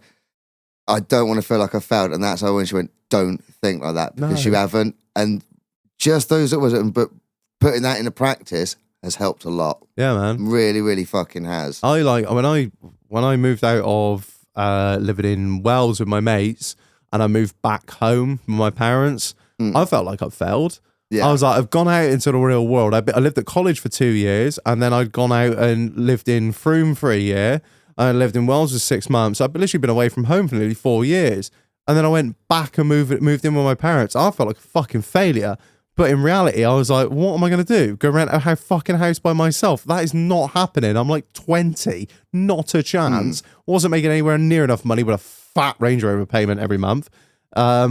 Yeah, so I was like, and then once I got past that, and my missus was like, not my missus, my mother was just like, it's not, you haven't failed. You're just coming back home for a while to then move on to the next stage in life. Yeah. It's like, if anything, it's the wisest decision you're going to make, just because who's going to be like, oh, Reg just moved back home. Like, no one thinks that. They're like, look, you'll think that, will you, Tom? Yes. Yeah, okay. Fucking Tom will. disappointment. I was sat here thinking, what a fucking loser.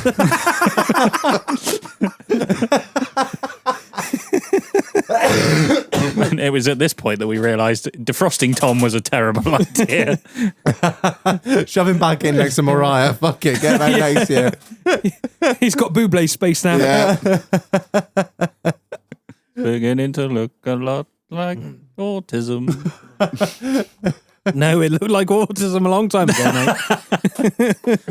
mate. Shit beginning, son. I've known you since I was about 17, I reckon. Oh, earlier than that. It was when you were on a moped. Yeah, I was 16. 16, 15, 16. Yeah. And it was there then. Yeah. Yeah. Yeah, something clicked. Good. Well, I'm Yeah, glad just- you could see it because the fucking doctors didn't. Yeah, Marlon was on his moped and he saw you go past like, He suddenly went, why is my moped and that young man the same pitch? it's making a funny noise. I get it. He's just chasing me. Oh, sorry. No, you're not. No, I was sorry for coughing. I don't give a shit about what I said to you, you fucking idiot. Amazing. I said you'd save my life. Weird. Fucking hate it here.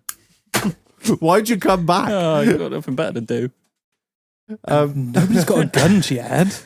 Oh, I don't know. You've both got gun licenses now. Yeah, I do actually. Yeah, he does. That's just terrifying.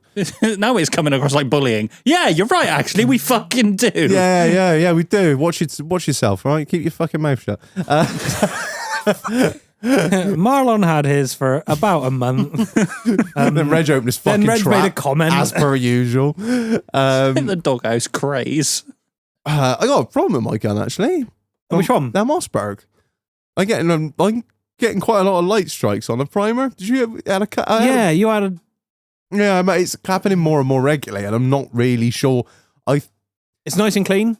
Yeah, mate. Yeah, I still haven't cleaned mine. No, it's spotless. But I think it's either.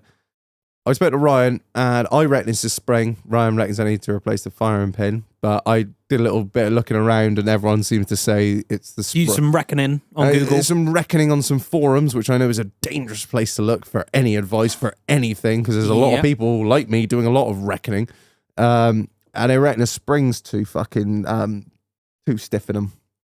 But I don't know. I'm having like quite like a substantial amount of failures. I'm probably having 8% failure rate. So like two cartridges out of a box. It's just not fucking not get. It's going click, not bang, which is I don't know. But like it's whereas my wanky fab arm won't eject. It might not cycle or eject everything, but every time that hammer slams down, it fires. Yeah.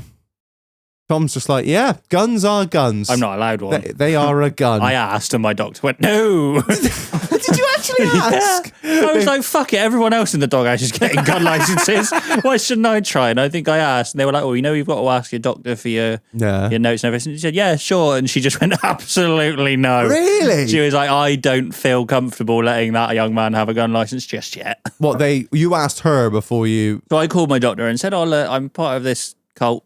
Oh, fantastic. That's a great opening. Perfect way to address the topic of I want a gun license, Mr. Doctor Man. No, I started it with I'm in a cult. I've got some friends. I said they're all into their shooting. I said it might be a hobby I'd like to pick up, maybe just sort of, look into it. And she just sort of went, do you want my nice answer or the doctor answer? I said, what's the doctor answer? She said, absolutely not. Absolutely not! You came to me a matter of months ago saying, I've thought about killing myself. And she went, maybe giving you the means to do so quite easily isn't the way to do it. I said, what's the doctor answer? She said, I would kindly request that you maybe look into it another 2 or 3 years in time. I'm going to say, that's the sort of time frame that I've been sort of led to understand, like 2-3 years, sort of not incident free, but like with a clean bill of health. And incident free definitely helps.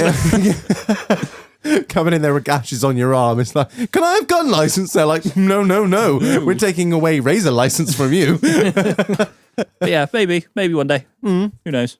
Because you can still come up, like if you can still come shooting, just borrow a club gun. Couldn't hit a barn door with a fucking bando.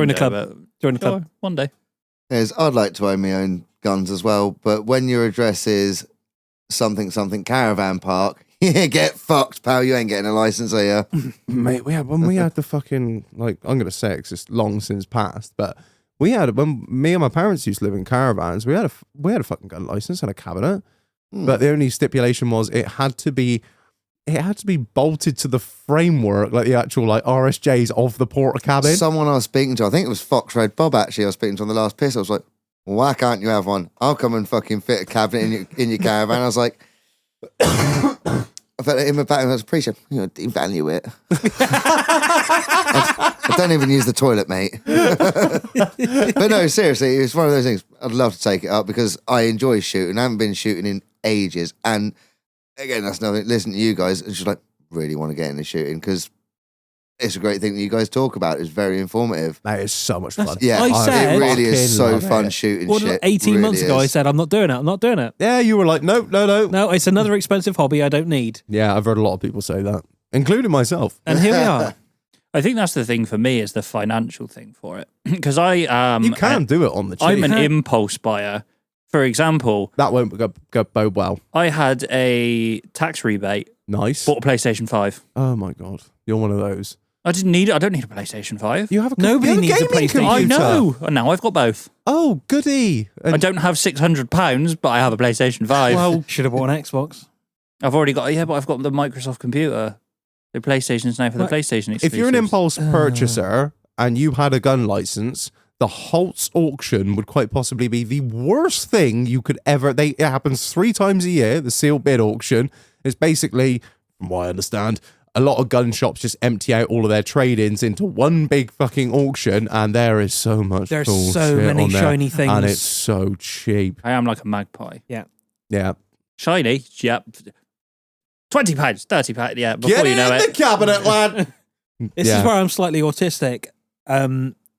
Slightly.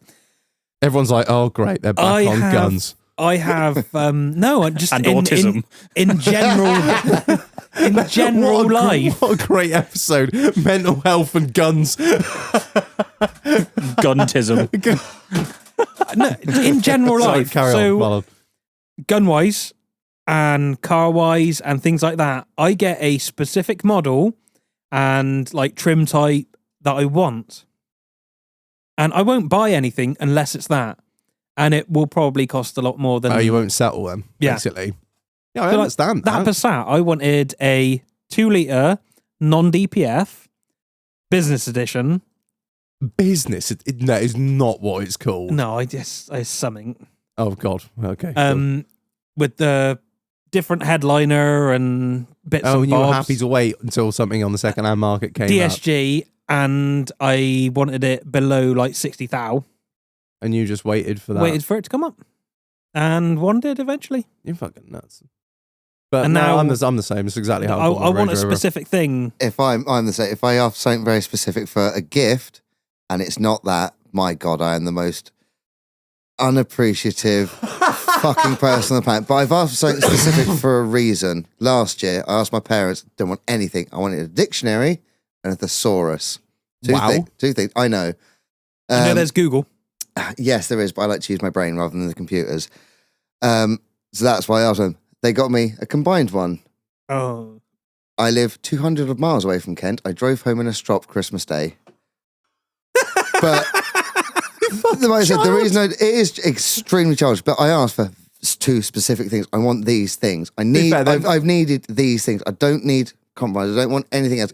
To be fair, it's not like it was a very expensive present and they got you slightly the wrong model. It's like, like I said, that has made me sound extraordinarily peevish. Well, I am maybe fully two aware birds, of that. one stone. But maybe the reaction was a little bit over the that, top. asking for that specific thing. And like you say, when it's not that, oh my God, it's like the world's ending. Almost. It can be. And that I know a lot of that isn't how my brain's work. That's another reason I'm speaking to the doctors on Friday about is let's find out what's wrong with me, because you've given me the forms to do online. I don't want to do it online. I can't bring myself to do certain things online like that. I need just that little bit of help. Someone with me to go, oh, come on, Mong boy. Right, we'll do it. This is how you fucking do it. This is how you fill this in and that. And just having someone there to help you can make, for me, World makes difference. all the fucking difference.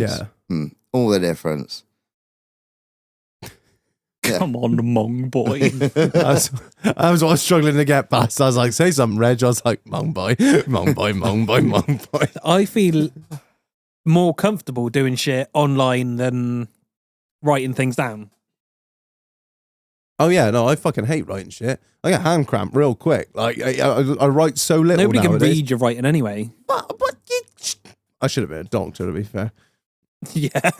My missus Try always reading takes- that scribble if you want. I'm trying to barely making sense of it. What I love is that in capital letters it says, don't drink too fast too much. Yeah. You know it's an issue when you have And to it- pre-warn yourself not to drink too much. I've also written, finish a story. With an exclamation mark underneath it as well.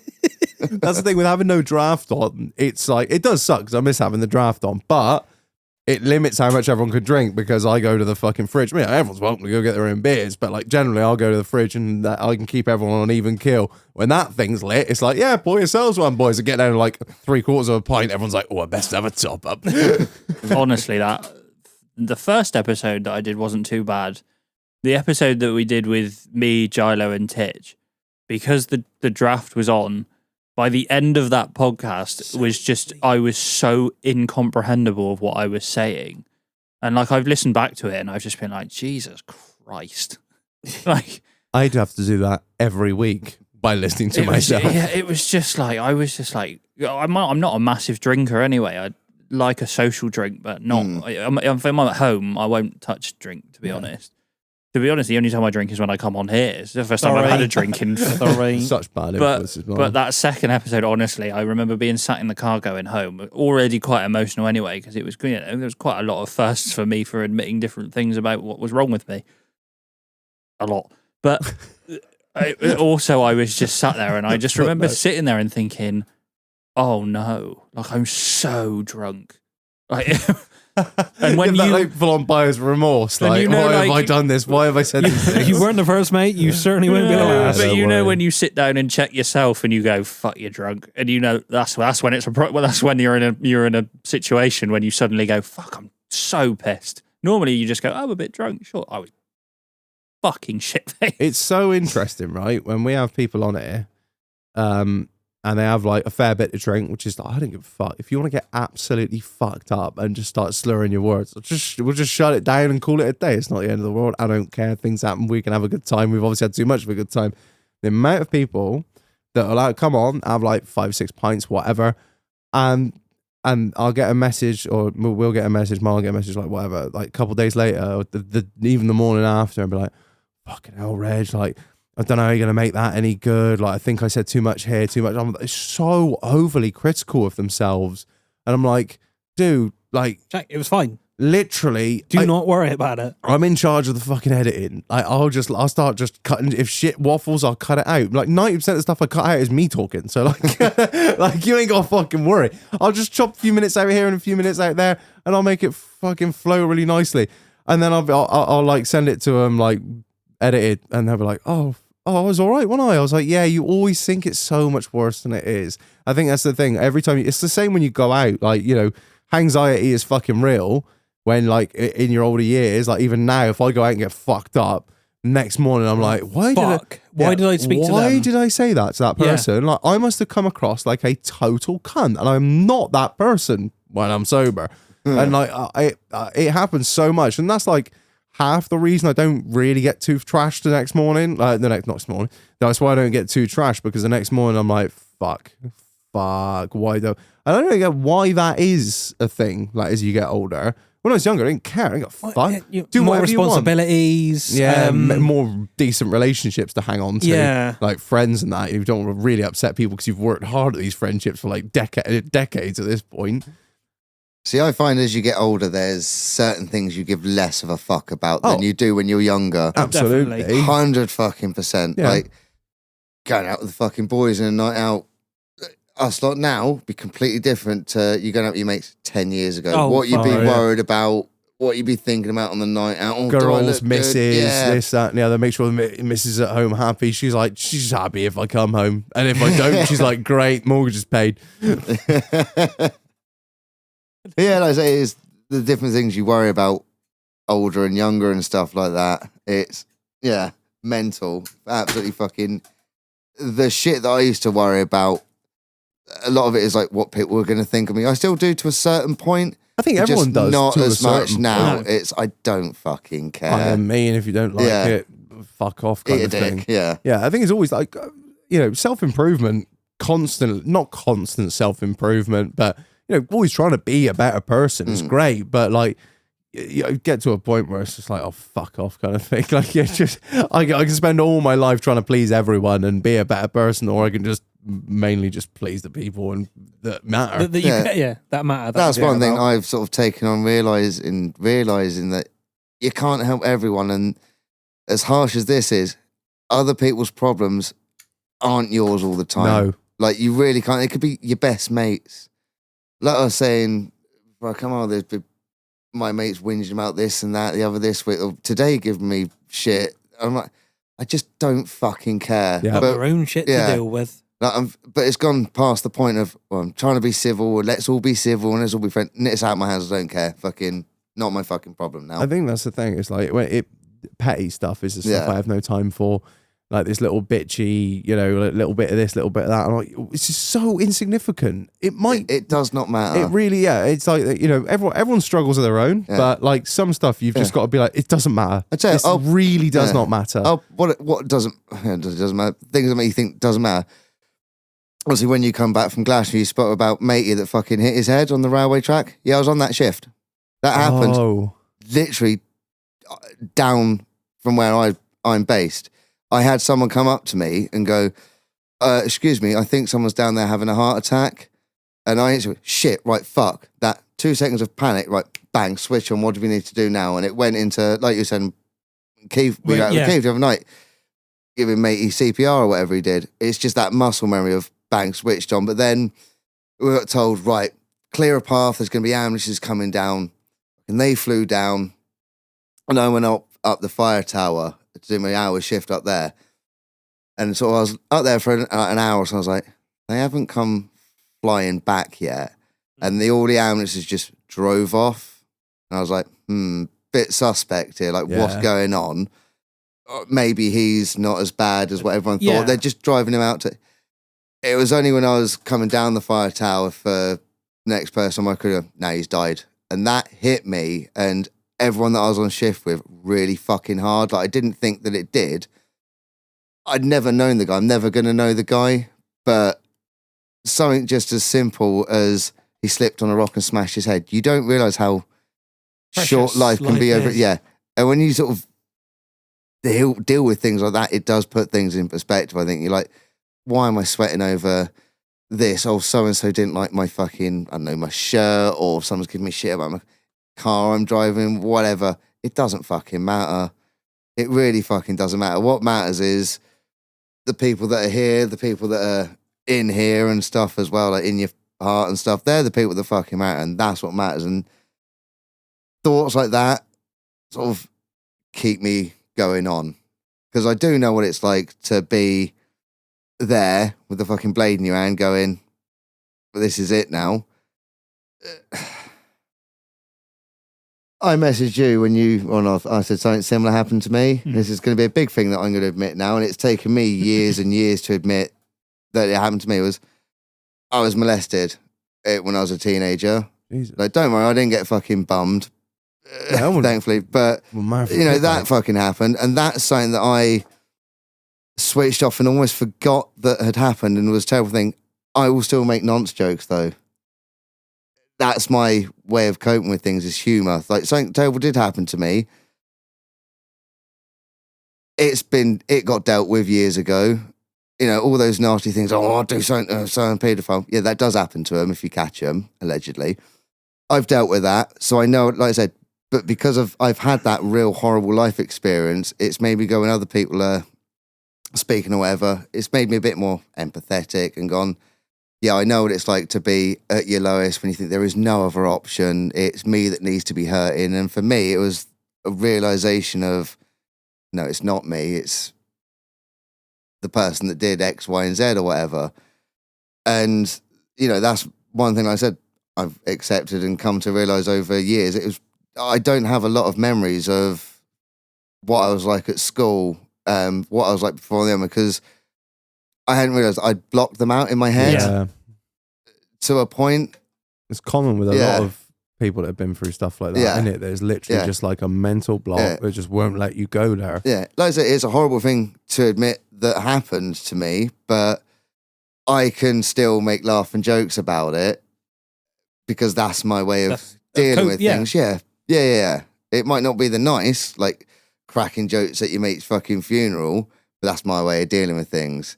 And like we've all spoke about earlier, coping mechanisms. A big one for me, basically, is a few music festivals, Download Festival, and Glastonbury. For me, it's just cutting loose, isn't it? Yeah, that's my mental health week. It is my week of nothing else matters outside these walls. That's why it was really nice hanging out with yourself, Marlon, and Chief and that, and everyone else that I met up at Glastonbury. Seeing you guys not, oh, it's Marlon from the podcast. This is Marlon hanging out. And that was really nice.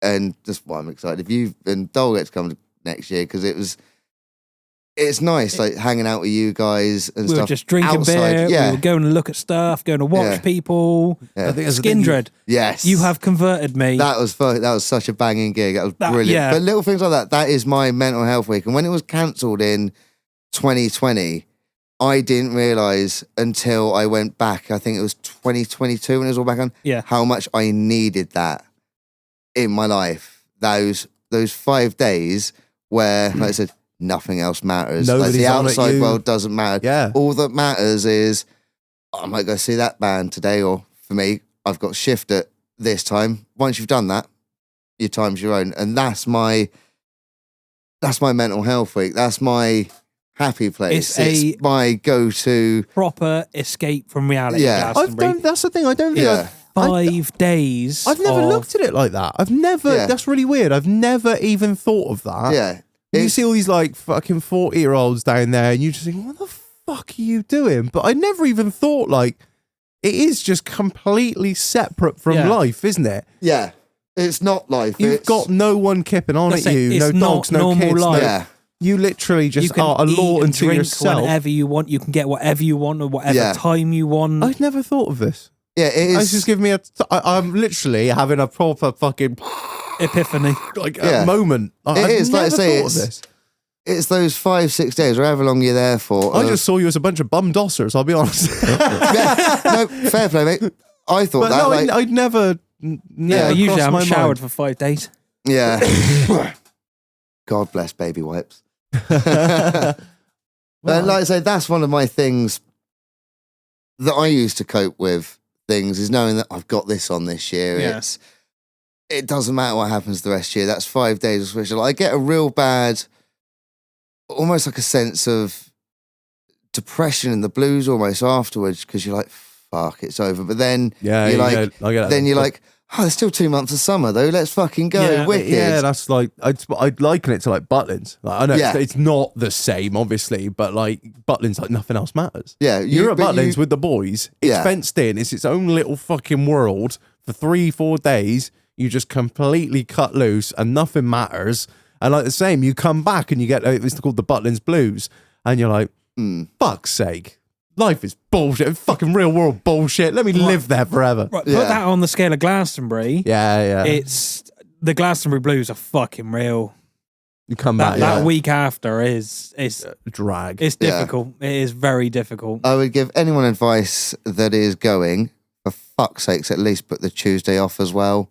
Possibly the Wednesday, or if you like curves who's sensible, have the week off after. The weak mind. I mean, you fucking need it sometimes. Like, it's that one time of year where you'll see someone that's 15, 16 having just as much fun as someone that's fucking Yeah. 70, 80, and they're there for the same reason. What Glastonbury is such a weird fucking place, because you get, oh yeah, I'm here to eat grass, and yeah, it's lovely. Yeah, it's a dairy farm prick. And all the celebrities, I couldn't possibly go for a shower without 5 days. Mate, it's fine. You're not going to die. And trust me, by the time Sunday comes around, no one cares what No you fucking one smell on cares. it. Like, no one fucking cares. But it's such a big thing for me mentally, especially, like I say, when I was in Glastonbury this weekend, I met up with a couple of our crew, and some of them on that shift with me. We've now referred to it as the shift. The shift. But yeah, one of the most beautiful things was, I know I've got a picture on my phone, was because that shift was, I think we were doing midnight till 6 a.m.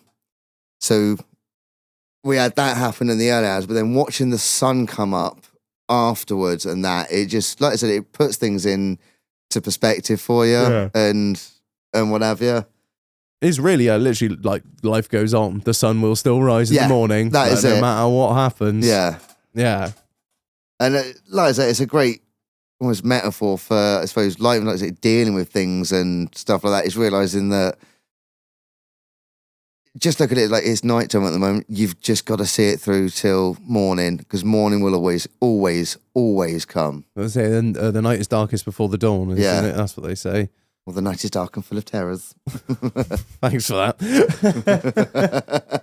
I've seen you in the dark. Yeah. I think we're about fit to boogie, unless anyone's got anything else to add before we fuck off.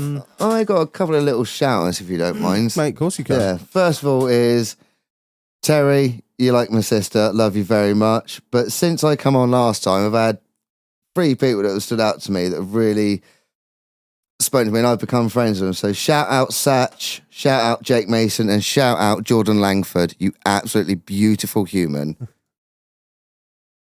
No, Tom, you can. I don't have any shout outs. I think you're all cunts. Well, something's never changed, and that's beautiful. You are beautiful. Your hat's beautiful. It is beautiful. Now, most of you know by now, but Lucy Latham and her Callum were involved in a serious car crash a few weeks ago. Left her with life-changing injuries and a hell of a long road to recovery.